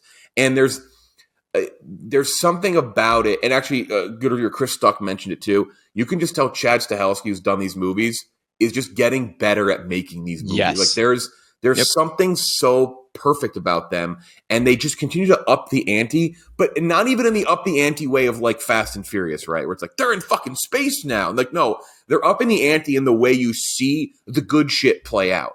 The good shit's the same, and there's definitely like an escalation of like craziness, right? But not really. Like it falls in line with what I expect. It's just presented better and better each time. Like, even though I like the first the best, the second and third, like, there's an improvement in terms of like certain things that they do. This movie is one of the best action movies, probably the best action movie I've seen since Mission Impossible Fallout. I know you said that, Gooch. You tweeted that when you saw it. It is just shot so well. It is fucking gorgeous to look at. It like stuns you. It's a movie that I've seen once, and I'm kind of pissed I haven't seen it again because now I want to go back and like look for other things in it. It blows you away. It's so fucking well done. Well, we'll go into it more, but I think it's the best one that I've seen out of all of these. And I'm going to give it right now. May go up. I see it again. 93 out of 100. I got to see it in Dolby. I want to kind of hear and see a bigger screen. I've kind of had a standard theater, but 93 out of 100. I kind of raised all my John Wick scores a little bit because I rewatched all of them, but I think it's the best one. It's so fucking good. It rules. This shit. It doesn't make sense. How they made 4 good ones. The fact they made one. How many franchises have ever done that for like top level movies? Like ever? Like and then within a contained franchise, not ones where it goes off and does other different versions within the same universe. Like just like one character going across 4 movies in a single franchise, like that doesn't happen. Like Harry Potter, but like it never reached the heights. It never. I don't think any of the Harry Potter movies ever reached this height. Not even close. Like the best Harry Potter movie is like in fucking AAA compared to the worst of John Wick. Like it's crazy. I don't know. Yeah, I agree with a lot of what you said. There's I have it at a 94. It's just below the first John Wick for me, which is just like John Wick 1, one of the most like revolutionary action movies ever made. Like so much of action was like stagnant up until that point, and then they just showed you, hey, let the guys who do these stunts, the guys who know how to make these fight choreographies, like look as good as they can. Let them direct it, and hey, look at it, amazing. And then now we have like more examples of people doing that too. Like we interviewed the guy that did like Daylight, or was it what was that Jamie Foxx vampire movie on Netflix? Yeah, which was Daylight. Actually solid. Yeah, right? It was Daylight. It was that one was solid, and obviously Sam Hargrave too. Awesome movie. It's just an incredible collection of the coolest action scenes you have ever seen in your entire life, which is like basically what most John Wick movies are. And they almost remind me of, and like we were just talking about the serial nature of like Mandalorian. It almost feels like that's how John Wick movies work, where it's like, here's a little serial adventure into this place. Here's a little serial adventure into this place. Here's a little serial adventure into this place. And I just love that about it. A couple of scenes stand out to me as being awesome in this. The dollhouse shootout with the dragon's breath rounds was absolutely insane. That is the scene that I think most people are going to think of when they think of this movie. Because that is such a unique shot and so perfectly executed. I thought that was a crane shot. Someone had DM'd me. Apparently, that's all drone, which is insane. Like that, I thought that was just a crane over top of like a set or whatever. Just it was a drone shot, which is just it makes me think it's even cooler. It was so awesome. The entire stair sequence was, and like the race to the duel in general, so cool, including the Andy Samberg ass fall. Like that was like the audience was cheering like crazy for that. Like we were going nuts for that. It was and like any other franchise does that, and we think it's dumb, but with John Wick, it just fits. That's John Wick. He gets the shit beat out of him, and he always just gets up and keeps going out of pure rage and desire for revenge. Bill Skarsgård, awesome addition to the John Wick universe, perfect character. The mini boss fight with Scott Adkins in a fat suit was also just incredible. That character, unbelievable, so good. That's exactly how Kingpin should look in when they bring him into the Marvel universe. That is exactly how he should look and fight. Like that was perfect. Exactly. Perfect mini boss. And then the Osaka fight I also thought was really, really good. Rina Sawayama, who's the concierge from that one. And like she was just, that's a character, like a new person. Like I haven't seen her in anything before. Like incredible. Awesome role. Great action scenes with her. And obviously if you stuck around to the post credit, she obviously might have a bit more to play. The Nobody character, really cool addition. And then I just, the only negative I had on this, what the fuck is going on with Ian McShane's veneers? was that the one that noticed that? No, but I mean, the more you point it out, like I'll think about it. Like he's talking, and they're like all out here, and like it's like making his whole mouth protrude forward like a fish. It's crazy. But other than that, just a great sign off for the character of John Wick, and just I think a great love letter to what people have loved about the character of John Wick. Great gunfights, great hand-to-hand combat scenes, and just like the most like unmovable object, John Wick, in all of action movie history. And I love the movie start to finish. Didn't really feel the length like at all, because I would rather watch like 5 straight hours of Chad Stahelski directed action than 10 minutes of almost anyone else's. You know what I mean? Because he finds a way to just consistently show you action in a way you've never seen it before, and do it in a way that you've never seen it before, and do it in a way that's like, it engrosses you so much more in action versus the way anybody else is doing it. And that's just a fact. Like Marvel, DC, whatever other big IP franchises that involve action, no one can do it like Chad Stahelski does it. And that's what I think makes these movies so consistent and so great. And I loved everything about it, man. Just a great movie. Oh, Gooch, give your thoughts, but at the end, I want you to give, you can lead the way on what we think the real fate of Wick is, if it's Wick's in a box.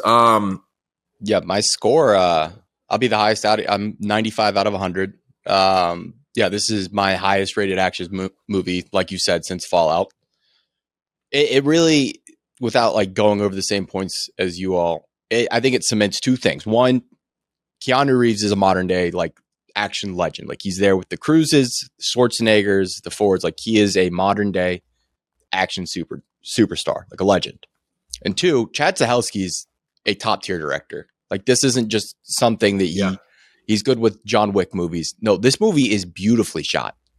Like, beautifully shot, well lit, not just the action choreography. Those fight scenes are well lit. You see everything that's happening, the camera movement, fucking perfect. And it's steady. Doing interesting things too, not doing the same shots over, like doing unique things throughout the movie. He did a lot of like almost like a Tarantino impression where he's like pulling in you see so many direct shots from other movies, but worked in perfectly. Like, there's so much, like, so I grew up on Sergio Leone movies. There's like 5 different Sergio Leone movies like directly referenced in here. Like, there's like when he's when Donnie Yen's character sitting in the part with the little music locket playing, like that is straight from, what was it, Fistful of Dollars, with the villain with the stopwatch, like the God, there's so much good, like the end, the good, the bad, and the ugly. The character Nobody is literally a straight rip from the movie My Name is Nobody. So much great stuff in here. I love it. The Lawrence of Arabia stuff people have talked about as well. Yes. Yeah.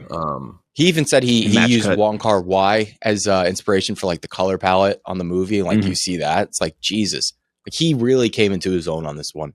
Like, and also longest of the franchise, this felt 30 minutes shorter than Parabellum. Okay, we'll talk about Wick in a second. By the way, we're gonna have to splice in that we just spoiled everything. We'll have to record that after. Yeah, but that's my bad. I should have said so. The runtime. We talk about runtime. I obviously, out of all of us, I like longer movies probably as much as anybody. I love a good long fucking movie. But in the end, I'm so sick of complaining about length for no reason, especially pre-movie. We've done it before. We famously mocked The Irishman's runtime when it came out, but that moment was so felt long as hell, though. To be fair, it was a very funny moment we did that, and people hang that over us now, and that's fair. I'm not pissing and moaning. That's fair. We did do that. It was very funny when that happened, though. We were in studio with like fights, I think. We were like, holy shit. The news came out as we were recording. But for the most part, like, I don't care. I'm there to experience something. And I think in the end, if you go see this is I'm sorry, this is a dick take. Maybe people are going to not like this take. If you go see unless you really hate action and blood and gore and like death, like, if that's not for you, fine. So I'll put that caveat in there. But if you like action and you claim to like movies like this, and you sit down and you watch a movie and you come out and your first thought it's too long, movies are go somewhere else. Movies aren't for you. Like, I'm sorry. Like, it's awesome. It's meant to be this long. It fits perfectly. The action scenes don't run dry at all. Like, this fucking rules. I'm tired of complaining about length for no reason. And we sat there on before an interview about a different movie and listened to film Twitter people piss and moan before their interviews. Like, it's so fucking long. Why do they think we want this? I don't know, because they know that everybody wants rules. this. Go see the goddamn Everybody movie. wants that. Like, what are you fucking talking about? It's like it falls in the same sort of thing to me as like how long was like Endgame or like they're all pretty long movies, and like we wanted to see more of that universe. That's just when you have an established IP that people really, really enjoy, you want more of it. Yeah. If you're saying like you're making like a 3-hour long cut of like The Father or whatever, I'd be like, okay, well that's like, I don't know if we need 3 hours of that, or like 3 or the 4-hour Todd Field cut of Tar. Like, I don't need that. Like. But when you're talking about an established IP that is extremely like, it keeps your attention running, you know what I mean? Like, it's you're going to be consistently entertained. Make it as long as you want. I don't care. But when it's something that's going to be like, hey, you're going to have a lot of dour and downtime or something like that. It's more of a drama. It's more slow pace. It's a slow burn, whatever. Then yeah, that becomes a little bit more of a different thing. But when it's something that's just like snap, snap, action, action, action, action, fine, go off and make it as long as you want. I am down. Yeah, until you prove me wrong by making it bad. Dude, I wish he went to another city. I wish he went to 3 other cities. Like, like Gooch booed at the end. Gooch like, it's over. Boo. go to Rio de Janeiro. Go to fucking London. Like, well, dude, talk about that. Do you think is he dead for sure? I think he is dead, and I think that is one of the best parts of the franchise. That is that, and they brought this up. Actions have consequences in this universe. Action, then he paid for it. Like something as simple as like in John Wick 2, killing on continental grounds. That's what led to him being excommunicado, and that's what he's been chasing against ever since. Like, I think this is a good send off. I do think this is a good send off right here. Like, he got his freedom. and he's ready to go be at peace, go be with his wife. Like I like where it left off. And I think they can do interesting stuff. Is what you're gonna say. And I think the universe now has been set up and the lore has been set up in a way where I'm very interested in spinoffs, series and movies. And with Ana de Armas, because like Ballerina is going to be, I would hope, awesome as long as Stahelski is still involved with everything. And like John Wick or Keanu said, he would have some sort of cameo or smaller role in it. And like Ana de Armas, when we saw her in 007 in what was it, No Time to Die, like, she was awesome in that as an action actress. Like she was great. Yeah, and I would just love to see her get away from like the recent string of pretty shitty movies she was involved in, and get into something a little bit different. Blonde. What was the Ben Affleck one that was with the fucking snails? Deep Water? No, that's what I thought too, but it doesn't. It is Deep right. Water. It's Deep Water. Yeah, that man. That one. It was Ben Affleck Water? The cuck to Affleck the cuck to Nathan Elordi. A weird ass movie. Oh yeah. Speaking of which, a very similar situation to that happened with that Florence Pugh movie that just came out. That was directed by Zach Braff. I haven't watched it yet, but I've heard good things. I'm sure you have. She doesn't do bad movies. That's she doesn't. My other note was Arc de Triomphe. If you film an action scene around the Arc de Triomphe, it's going to be awesome. They did that in Fallout. He's riding the bike. Yep. It always looks fucking sick. I love how I love how NPC so many of the villains are like, and like the general public are also very NPC, where they just like they'll hit someone and just keep driving. Just keep driving. Dude. The people at the club, they just keep dancing. They've done it throughout all the movies. Like the people just act like this is an everyday occurrence. Like no one gave a fuck what was going on at that club. 15 people got hit by cars. Like I actually saw a pretty funny TikTok about the club thing where it's like, it was just a guy dancing in a green screen of a club. And it's like guy dancing as John Wick massacres 500 people right around him. It's like, that's how that works there. There's no police in the John Wick universe either. They don't exist outside. No such thing as them. Like no civilian reporting like just hails of bullets and gunfire. But that's again what makes the show good. Is that it's assassins versus assassins, baby. I love it. There's so many fucking things I love this. I'm just thinking about all the fucking like different shots and Donnie Yen wind up punch. Yeah, that was so awesome. The wind up punch. Oh my gosh, the radio whoosha. Yeah, that was that's a nice touch. That was a really nice touch. Paint it black and French. Oh my gosh, there's so many. Jesus, I really love this movie. I love how to work for the like assassin headquarters. Like you need to be like a really tatted up broad that just that's dressed like a 1950s rockabilly or whatever. Like there's a very specific look you need to have. You can't work there and look even remotely like a regular person. Oh man, yeah, we loved it. I think it's if it's not better than the first, I think you'd be hard pressed to say it's not the second best. Like I just think there's something here that's elevated it to new heights, and he keeps Chad Stahelski just keeps getting better and better at making these movies. And his coaching tree, Sam Hargrave, and like other people that have worked for him. Like I think someone that worked with him did Atomic Blonde. Like it's crazy. I hope he's involved a lot with Ballerina, with the Ana de Armas one, but I'd like to see him start maybe like a new franchise, like something else. Find something else to do that's very action based and. I also would love to see if, I assume Mission Impossible, I don't know what their new Mission Impossible, if they're Dead Reckoning, part 1 and 2, but like if they continue that, like I'd love to see Stahelski like try to redo like I like to see him do his own thing, but like if we're talking about other franchises, like a Bond. New Bourne or something, right? Like figure out like something like that. Also, that's good news. Jeremy Renner's walking, albeit assisted by shout out Jeremy Renner. By like a computerized like treadmill, but like that's cool. So that was good movie news. I forgot to mention. Yeah. I would love to see a Stahelski combo directed movie with Christopher McQuarrie. Like if they teamed up on a movie, it would be the greatest movie ever made. Can you imagine? I mean, you really need to make a good argument that Stahelski and Christopher McQuarrie have made an incredibly massive impact on action. And change the game and how action is filmed and done, because it went away from shaky cam. And you can do that to an extent too with George Miller and Mad Max Fury Road. Though a little different because obviously it was car based, right? It's like vehicle based, but there's still a wide look and a broader view on action as opposed to like that zoomed in close up shaky cam shit that was just everything. One of my favorite differences, by the way, in terms of movies, in terms of how something is filmed, was the first Hunger Games to the second Hunger Games when they everything was so fucking shaky cam in that first Hunger Games. It makes you want to vomit. And then the second one, they were like, all right, let's just make it, just shoot it like a little drawn back, a little more normal. No, John Wick Chapter 4, fucking awesome movie. Also, did you both see Dungeons and Dragons? No, I didn't. I saw it. I'm seeing it tomorrow, I think. I see why. I see why the Rotten Tomato score is so high because of the way their scoring system works. It is the most 7 out of 10 movie, I think. But you can't go. I don't think it'd be tougher to go lower than like 6.5 out of 10, like 65 out of 100. It'd be tougher to go lower than that, and probably very tough to go higher than like an 8 out of 10, like an 80.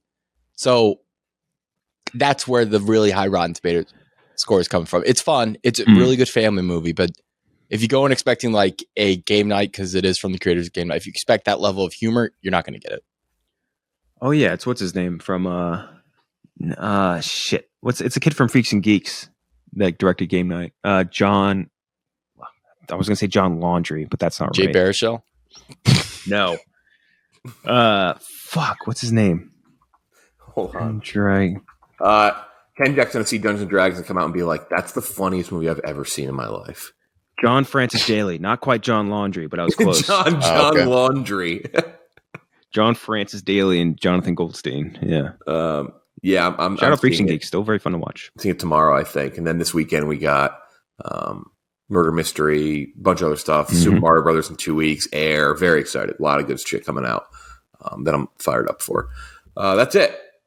Nope, that's not it. We have an interview. That's right. I did my that's it too early. That's it for the review. Here's John Leguizamo. We talked actually Super Mario with John Leguizamo. Here it is. We did. How are you? Damn, the voice of God. He's so loud. Why are you so loud? Go again. Are you trying to make up because you're not here? Yes, that's going to turn me down? Turn me. Okay. No, it's fine. Yeah, we're actually going to turn you off. Yeah, we thought I was hard of hearing. Maybe we're going to do it muted. You're going to have to guess what I'm saying. Yes, exactly. We'll make a little game show out of it. I think he's saying he loves my work immensely and I'm his favorite actor. Yes. Yeah, that's what he said. Yeah. See? Did I get that right or what? You read me like a book. Like a fucking book. Like a pamphlet. All right, we'll do a formal start. For the first time, we've had him before. But it's been 3 years, which seems crazy because I do feel like we just got talking for the first time like yesterday. But it was pre-COVID. John Leguizamo, thanks for joining us once again. Thank you. You guys haven't aged a year. You look exactly the same. We're still white guys with beards. Yeah, I think my hairline went back like an inch since we last met, which is why the hat's on now. Yeah, that's the biggest difference. That's too bad. I'm sorry to hear that, man. I'll be on a flight to Turkey pretty soon, so don't worry about it. Yeah. We'll get that shit fixed up. Clone hair implants. Come on. Yeah.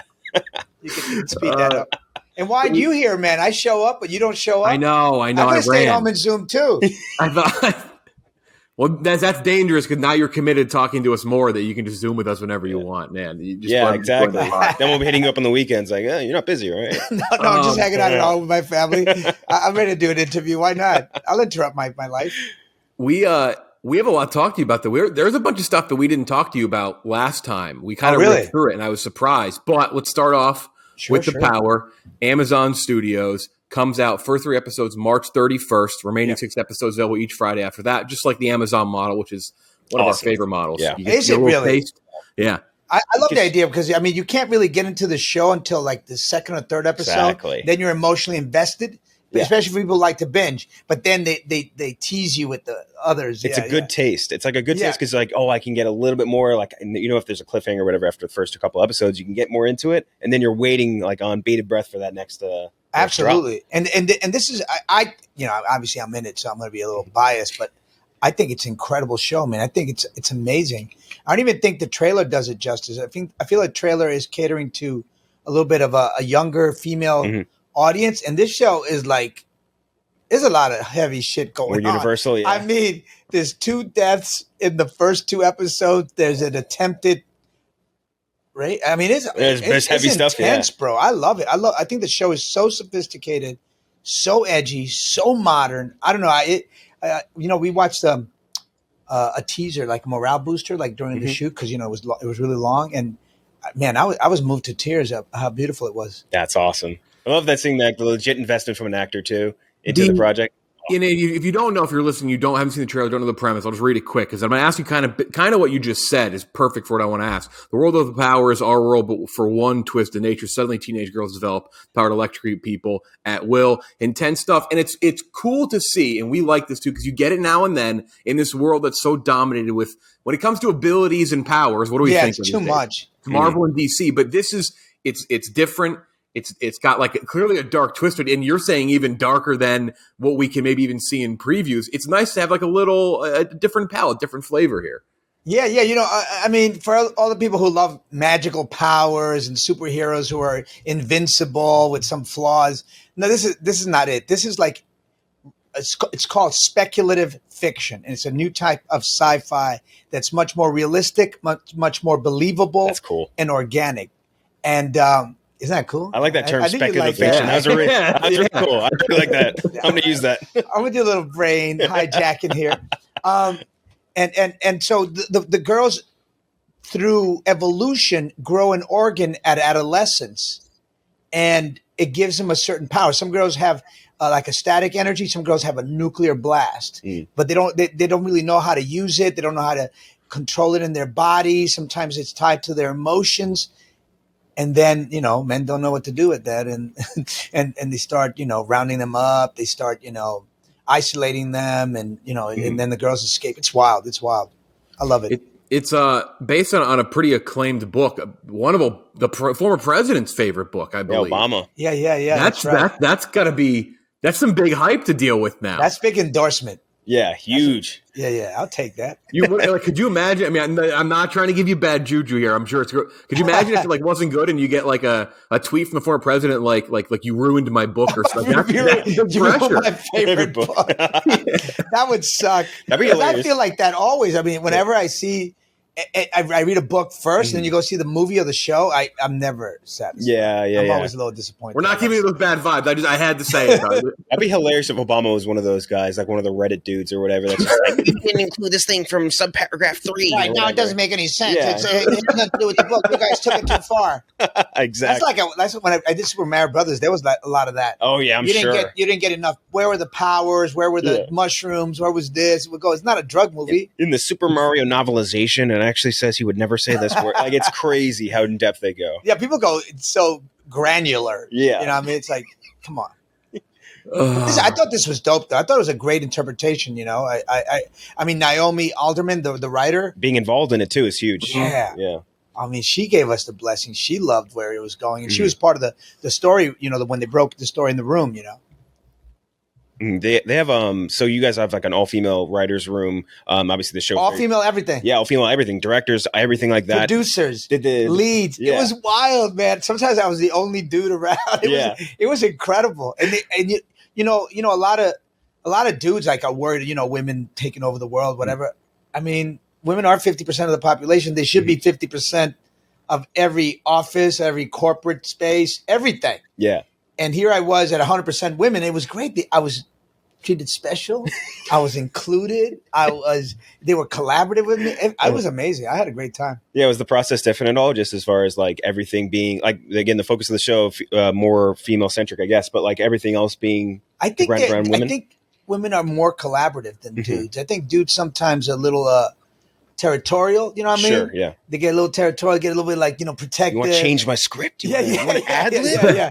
You motherfucker, who are you to change my lines? I wrote this. I go, yo, this ain't Shakespeare. You better relax. That's amazing. How much of your personal dad experience goes into a role like this, or any sort of like daddish role? That's a good question because all of it. Yeah. Yeah. If I wasn't a dad, I don't think I would have done as well. I was like, I'm a dad. I've been a dad for like 20 odd years, and I'm used to being a dad. I love being a dad. So like I embrace these kids and we're playing my kids. I hung out with, I'm very method. So I hung out with them all the time and we'll go to dinner with their folks and I spend as much time with them and we got really close and you feel that in the flick. Oh, I love that. Yeah. What do you call super talented younger cast too? I mean, what do you call Ali. Carvalho alone? I mean, insane. She's performing at the Oscars at like 17 years old. She's incredible, bro.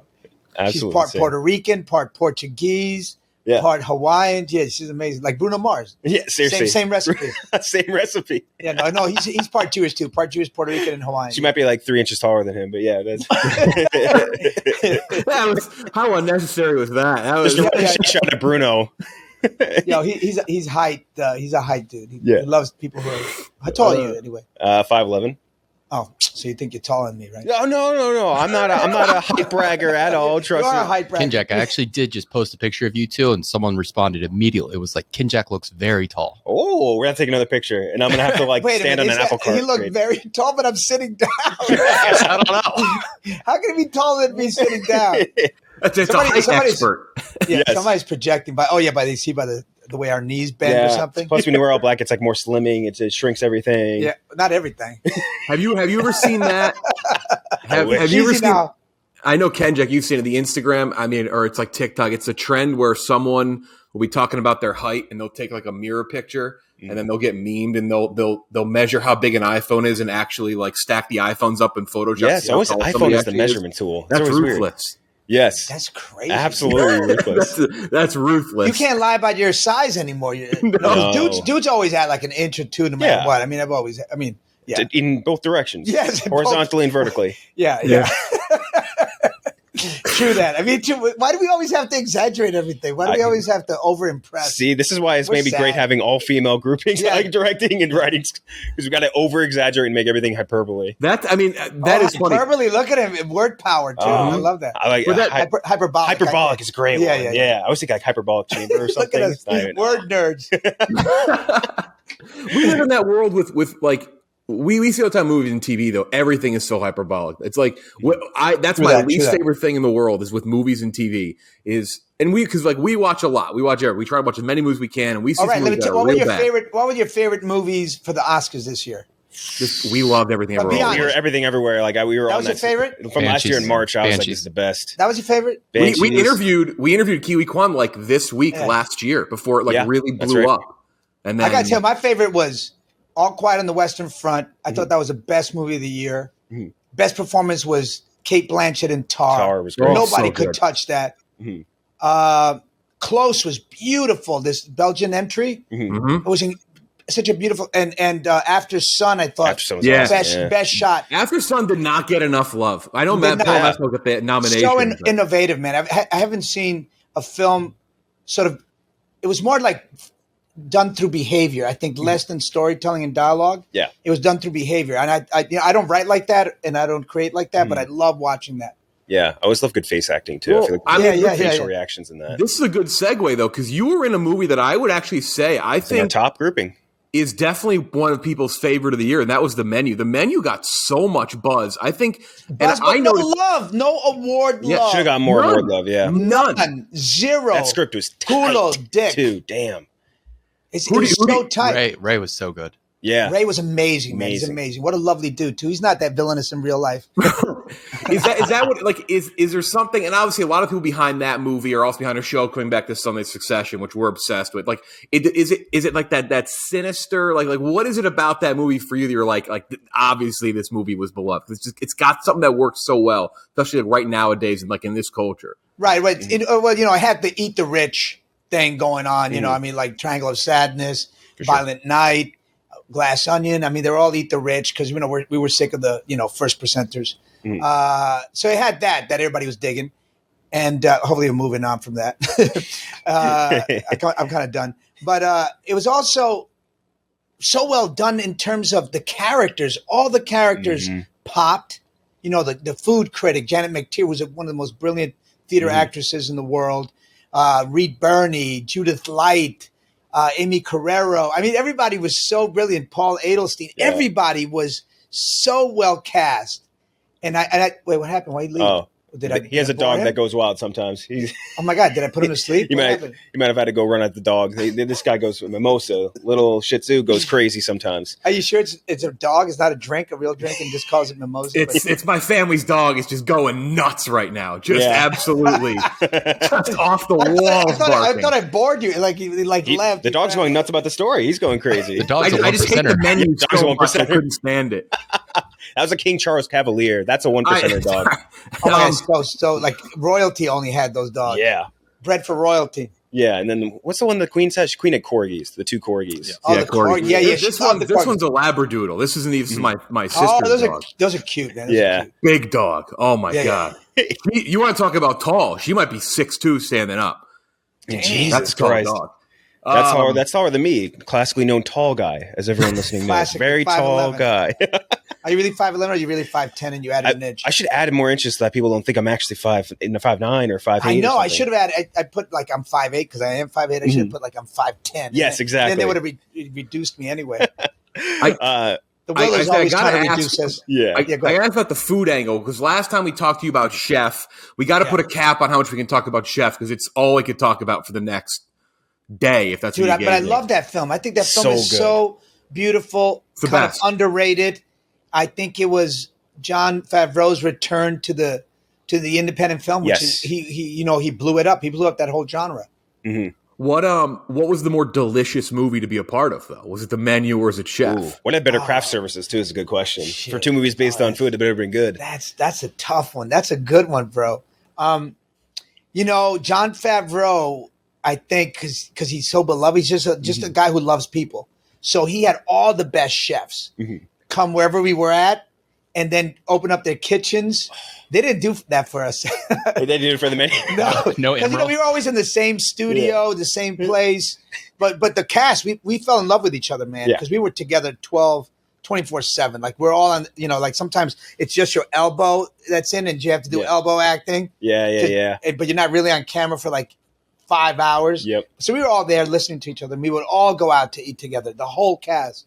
We had so much fun together. But the food and Chef, I mean, Emerald opened up his kitchen for John, and then we went to Austin. Franklin's made us. That's where I am right now. You got to camp out for Franklin's. You just got Franklin's. You just showed up. You got Franklin's. Dude, a 36-hour brisket. That's how long they had. They took turns. Somebody turning it, and it melted in your mouth. Man. My son said it was the tastiest thing he'd ever had in his life. Man, that is making me hungry. I was going to do something nice, healthy salad. Now it's going to be. In terms of local eats, this is turning into a food talk. I think the 2 most delicious things I've ever eaten are brisket here in Austin. Yeah, Franklin's. And a one of, don't make me pick, but a cheesesteak in Philadelphia. I'm a Tony Luke's guy, but I like John's roast pork. Like, there's something about those, like the most authentic in terms of local eats. Those 2 I can't beat. Then you're missing out the new Dominican, New York City food that's taken over the whole city. I used to live in Washington Heights, man. I used to just eat nothing but Dominican. I am a chopped cheese guy, though. Oh my God, how delicious is that? Amazing. I got a new show called Leguizamo Does America. It comes out April 16th. I'm not plugging it, but I am.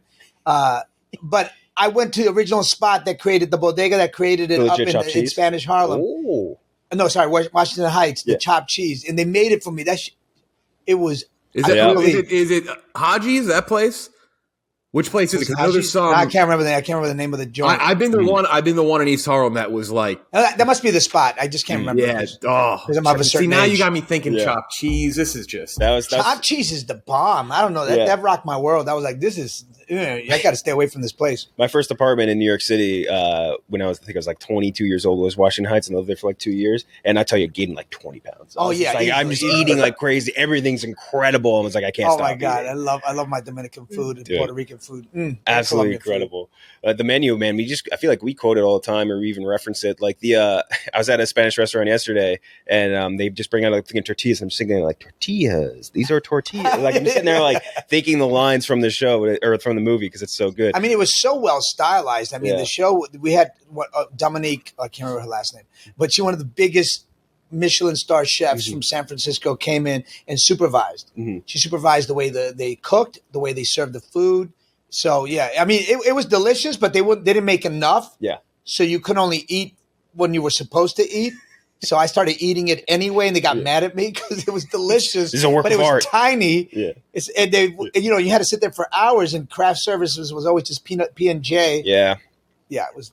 I used to be a grip, and that was my favorite part was craft services. It was just like, but then you could have a shoot where it was just peanut butter and jelly and granola bars. Oh, bad crafting. It's like, we hope you love Nature Valley bars because that's all we have besides juice boxes. And in the day that the burger scene, that burger was specially made for Anya. Really? But the rest of us had been starving and smelling it and watching the scene.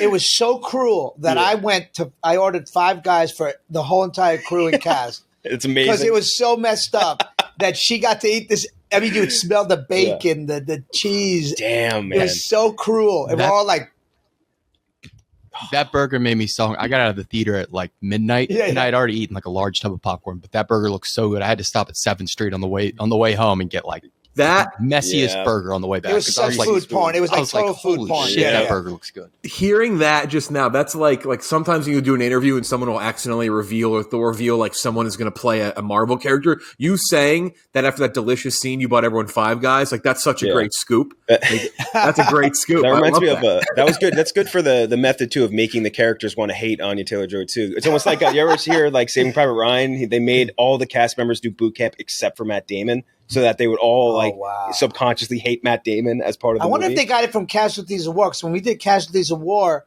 Michael J. Fox didn't do boot camp with us, and we all hated him. And he did it on purpose so that we will all hate him. That's amazing. Huh. That's and you did. Cool. You can't help but get you get a little bitter. Mm-hmm. I mean, how can you hate Michael J. Fox? You can't really. Mm-hmm. But we were a little bitter. How could that we're in the sun baking? There's like poisonous snakes everywhere in Thailand. It was How could you not? You obviously got to be an actor playing an actor, which is always a treat. I feel like for any actor in the world. But the one question we have is: have you gotten in a keto-based death threat from Seagal in Russia? Oh yeah, absolutely. He told my publicist that if he ever saw me on a red carpet, he was going to knock me out. Yeah. So I guess I'm safe. You won't have to worry about him being on a red carpet anytime soon. Ain't nobody putting him in a premiere. Yeah. I'm more than safe. He'll be in the red square, maybe. He's not going to be in the red carpet. Yo, he beat me up, man. He beat me up. We were doing Executive Decision, a movie. Great. I love that movie. I love that flick.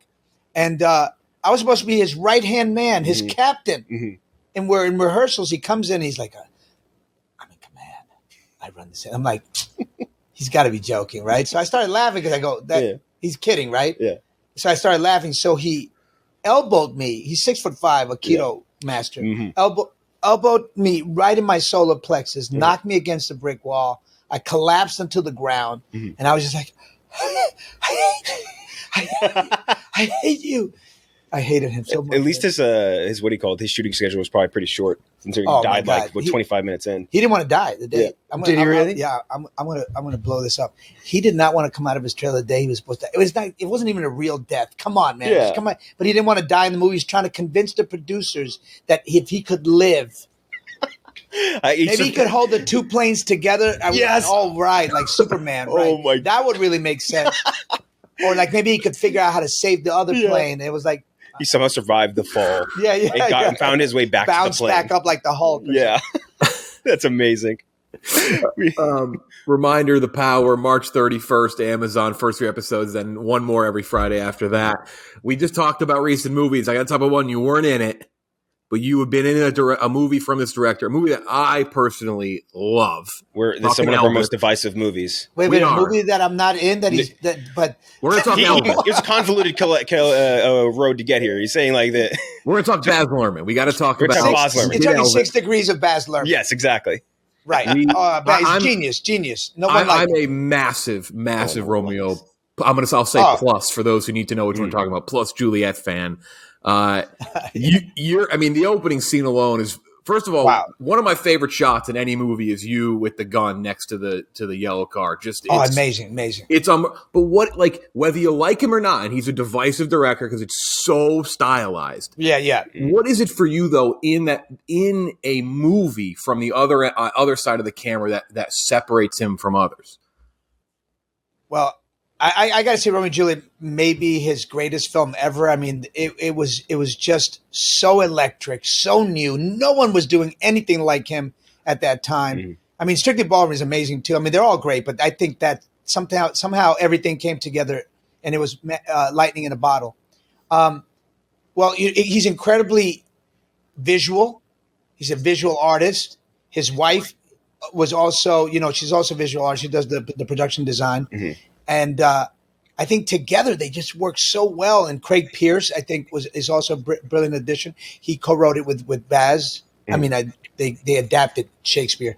And he's also incredibly collaborative. And he knows that great work takes a lot of effort. So we did like a 2-week rehearsal with Leo and all the cast in New York City. And we went over it and over it. I mean, auditioning for that. I had to audition for 4 hours And it was between me and Benicio del Toro. Oh, wow. Yeah. That's heavy hitter competition right there. Jeez.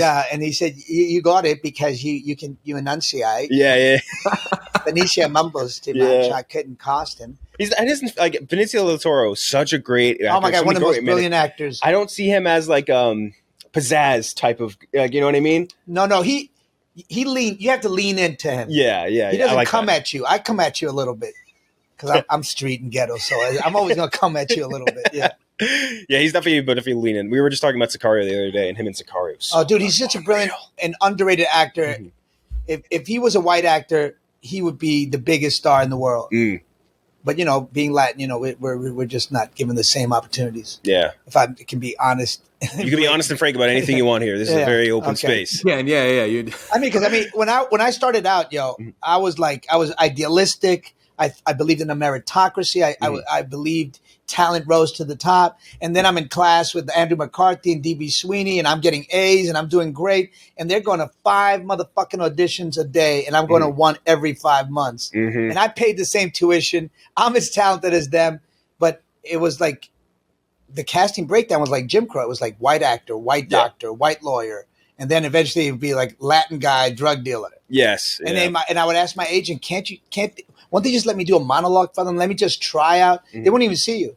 That's what we talked about we were just talking about with Ke Huy Quan. Like after he did Goonies and he did Indiana Jones, he was like, oh, this is what I'm going to do. It's amazing. Yeah. And then like the jobs he would get offered would be the same thing. Right, he'd get an audition once every 5 months and it'd be like, hey, do you want to play a doctor? Hey, do you want to play a math teacher? It's like they just give him the most stereotypical bad roles. Right, he's like, I'm just a dude. Like, let me play anything I want to play.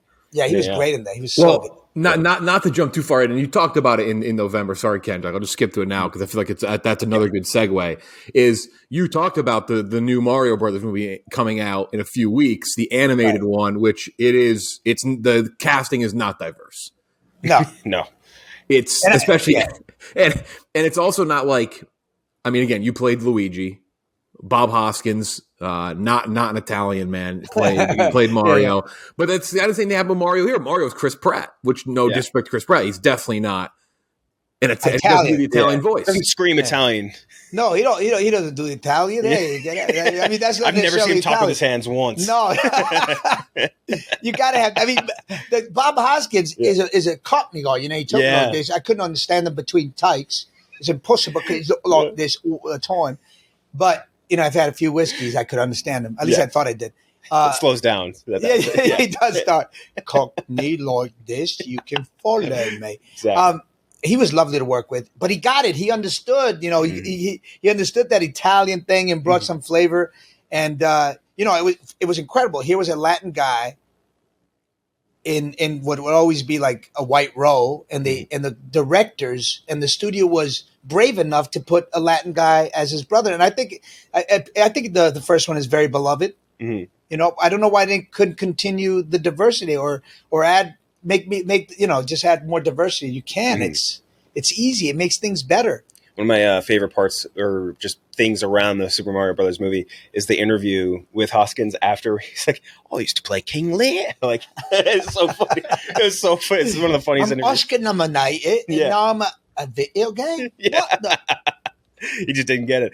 Another movie you were in last year, by the way, which we loved, was Violent Night. Oh my Violent Night. God, that was awesome. Yeah. You love that flick. So good. And that's one where like it sounds so ridiculous on its face. Like if you read just the base thing on plot summary or whatever, you're like, "Wow, this is gonna be ridiculous." But like we just fucking loved it, and I just love to know like if it's like it's difficult kind of tell the tongue-in-cheek vibe of something through a script like that, because that's interesting because I love the script. Mm-hmm. Like it was a page turner, and I was laughing out loud. I don't really laugh out loud, but that made me laugh out loud, and I wanted to finish the whole thing. And then you hope that the movie's going to turn out as good as that script, or even better, because you usually get scripts that are like The Menu was also another great script, but you get some other scripts that you're like, like John Wick, for example. Like when I read that first script, it was like, it was okay. I mean, maybe that's why you guys are stuntmen. That's why you guys can't write. Yeah, I don't know. It was like it was okay. It wasn't all that on the page, but then you saw the movie, you're like, what?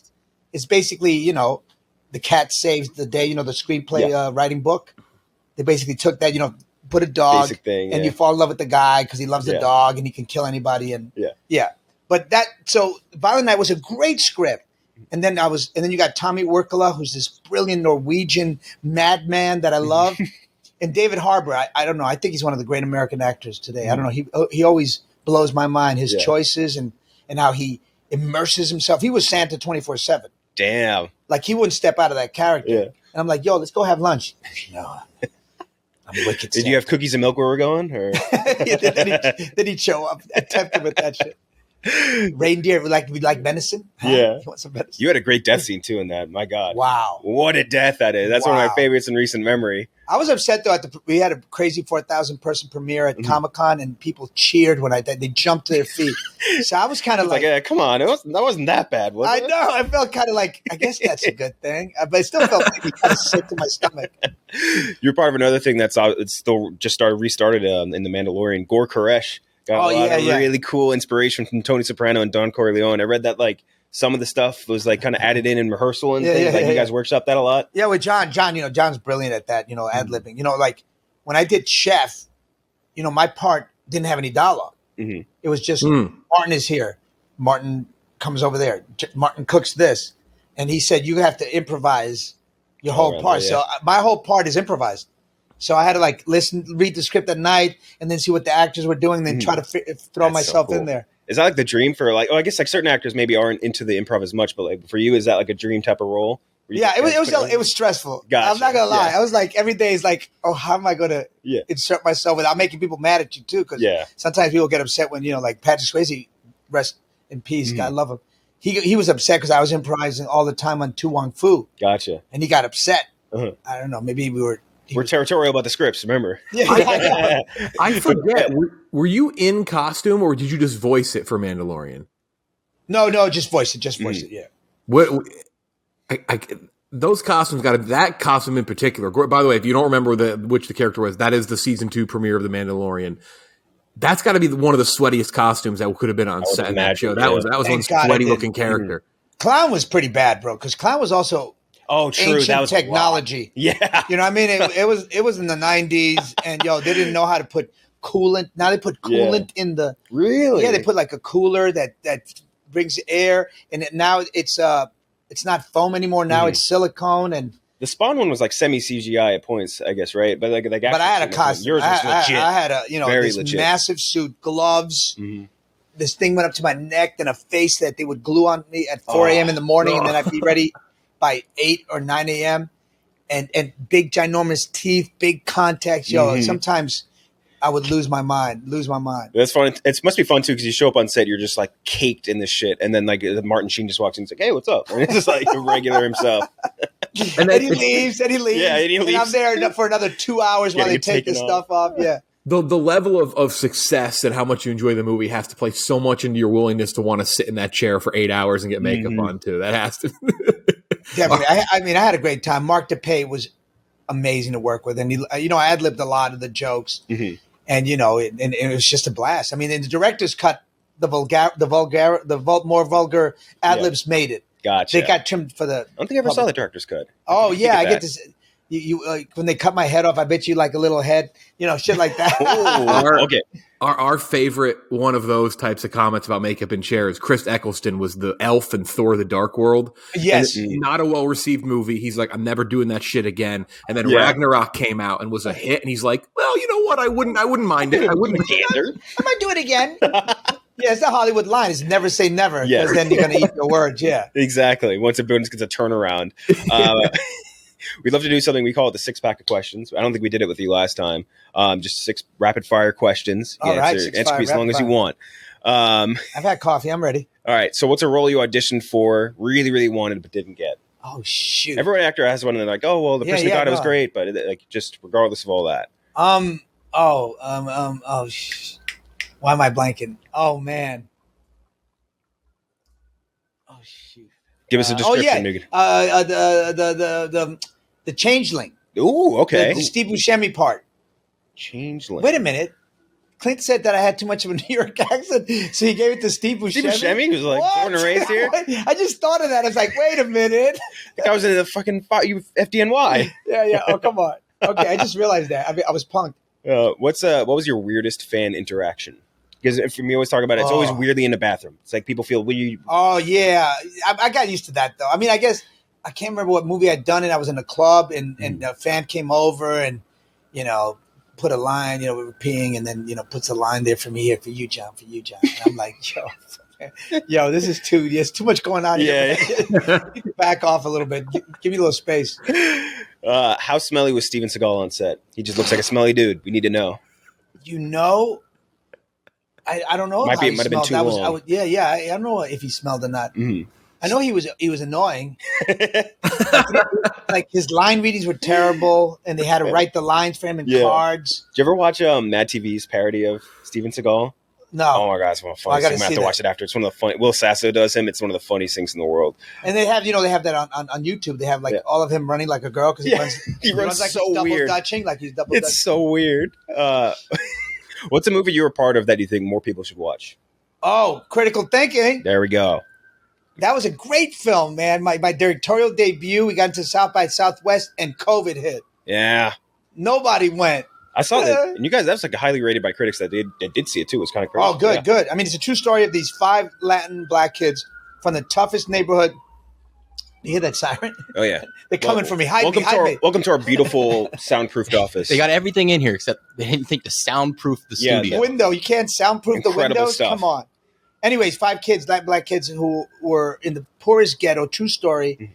And this one teacher just gave them this chess course. They became United States chess champions 5 years in a row.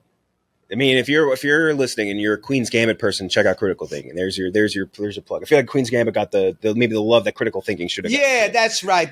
You get the green light to make any movie you want. Who's your director and co-star? Oh, I love that. Infinite budget, money's no option. Oh shoot. I'm gonna go Brad Furman. He directed Lincoln Lawyer, one of my favorite directors. And who was the other question? Co-star. David Harbour. David Harbour again. Nice. I like that. I love David Harbour, man. I think he's one of the most brilliant actors. I could do anything with him. Yeah. Perfect. Or Mark Ruffalo. Yeah. Or Ethan Hawke. I love those. It's an ensemble cast now. Michael Pena, yeah. I haven't seen Michael Pena. I feel like we haven't seen him in like a year or two. We need to see something. I love that brother. He is so good. He can improvise like that too. He's got chops. He's so quick. Oh my God. Last question. What's a favorite movie of the last decade? What's one where it's just like it may not necessarily you think it's like objectively the best, but like your favorite? Wow, that's a great question, bro. There's so many great movies. I mean, I like Criterion Collection a lot. I watch a lot. They just had a sale yesterday. I just bought the Internal Affairs trilogy. Oh, dude. Yeah. And I got a list like the 100 movies you got to see if you're going to be a great cinephile. And I give it to all my friends. I might share it with y'all. But let me see. I like modern flick. Let's dude, I know it's an imperfect movie. Oh, Toff is going to be upset. But I thought Tar was really powerful, man. It was a little uneven for me. A little bit indulgent, but I thought it was the bravest film of the year. I thought he took chances in ways that nobody's taking chances, and her performance. And just remember, I don't know if you remember, if you saw it, the scene where she's told by the opera director that she's being investigated, and the camera's behind them, and they're the tiny heads. Yeah. The camera never goes around. They're whispering, and you're at home going like this, like trying to lean in to see their face, giving you a physical reaction. Wow, he shot that so beautifully, super tight. I learned so much from that flick. I watched it 3 times. Oh, that's a great one. We were talking about that a lot. We can't go another 3 years without seeing you again, but this was an absolute blast to have you back in the thank studio. You, man. Much love. We got to get it's got to be in before another 3 years. We got to do that. Yeah, we got it. Absolutely. Thank you so much. This was awesome. This was awesome. I got to show you this, man. Power on Amazon. Check it out, March 31st. Thank you, man. I love Cinephiles. He was great. Good time with him. That was very fun. You never know when they come back again if they're going to play, because when they come back again, there were some things we hadn't talked about with him. Like we didn't talk about Baz Luhrmann. We didn't talk about those, like that movie specifically last time. But you never know when we start to go more off script of like taking all their hits, like their classics, how they'll play. But he played in perfectly. It was cool. That's it though. John Wick. If you have not seen it, fuck. Biggest screen you can find. Biggest, loudest. Oh, yeah. Best crowd, big. Get in the most crowded time of day. Yeah, exactly. That's it for Ken Jack Gooch. I'm Jeff DeLille. We'll talk to you next time.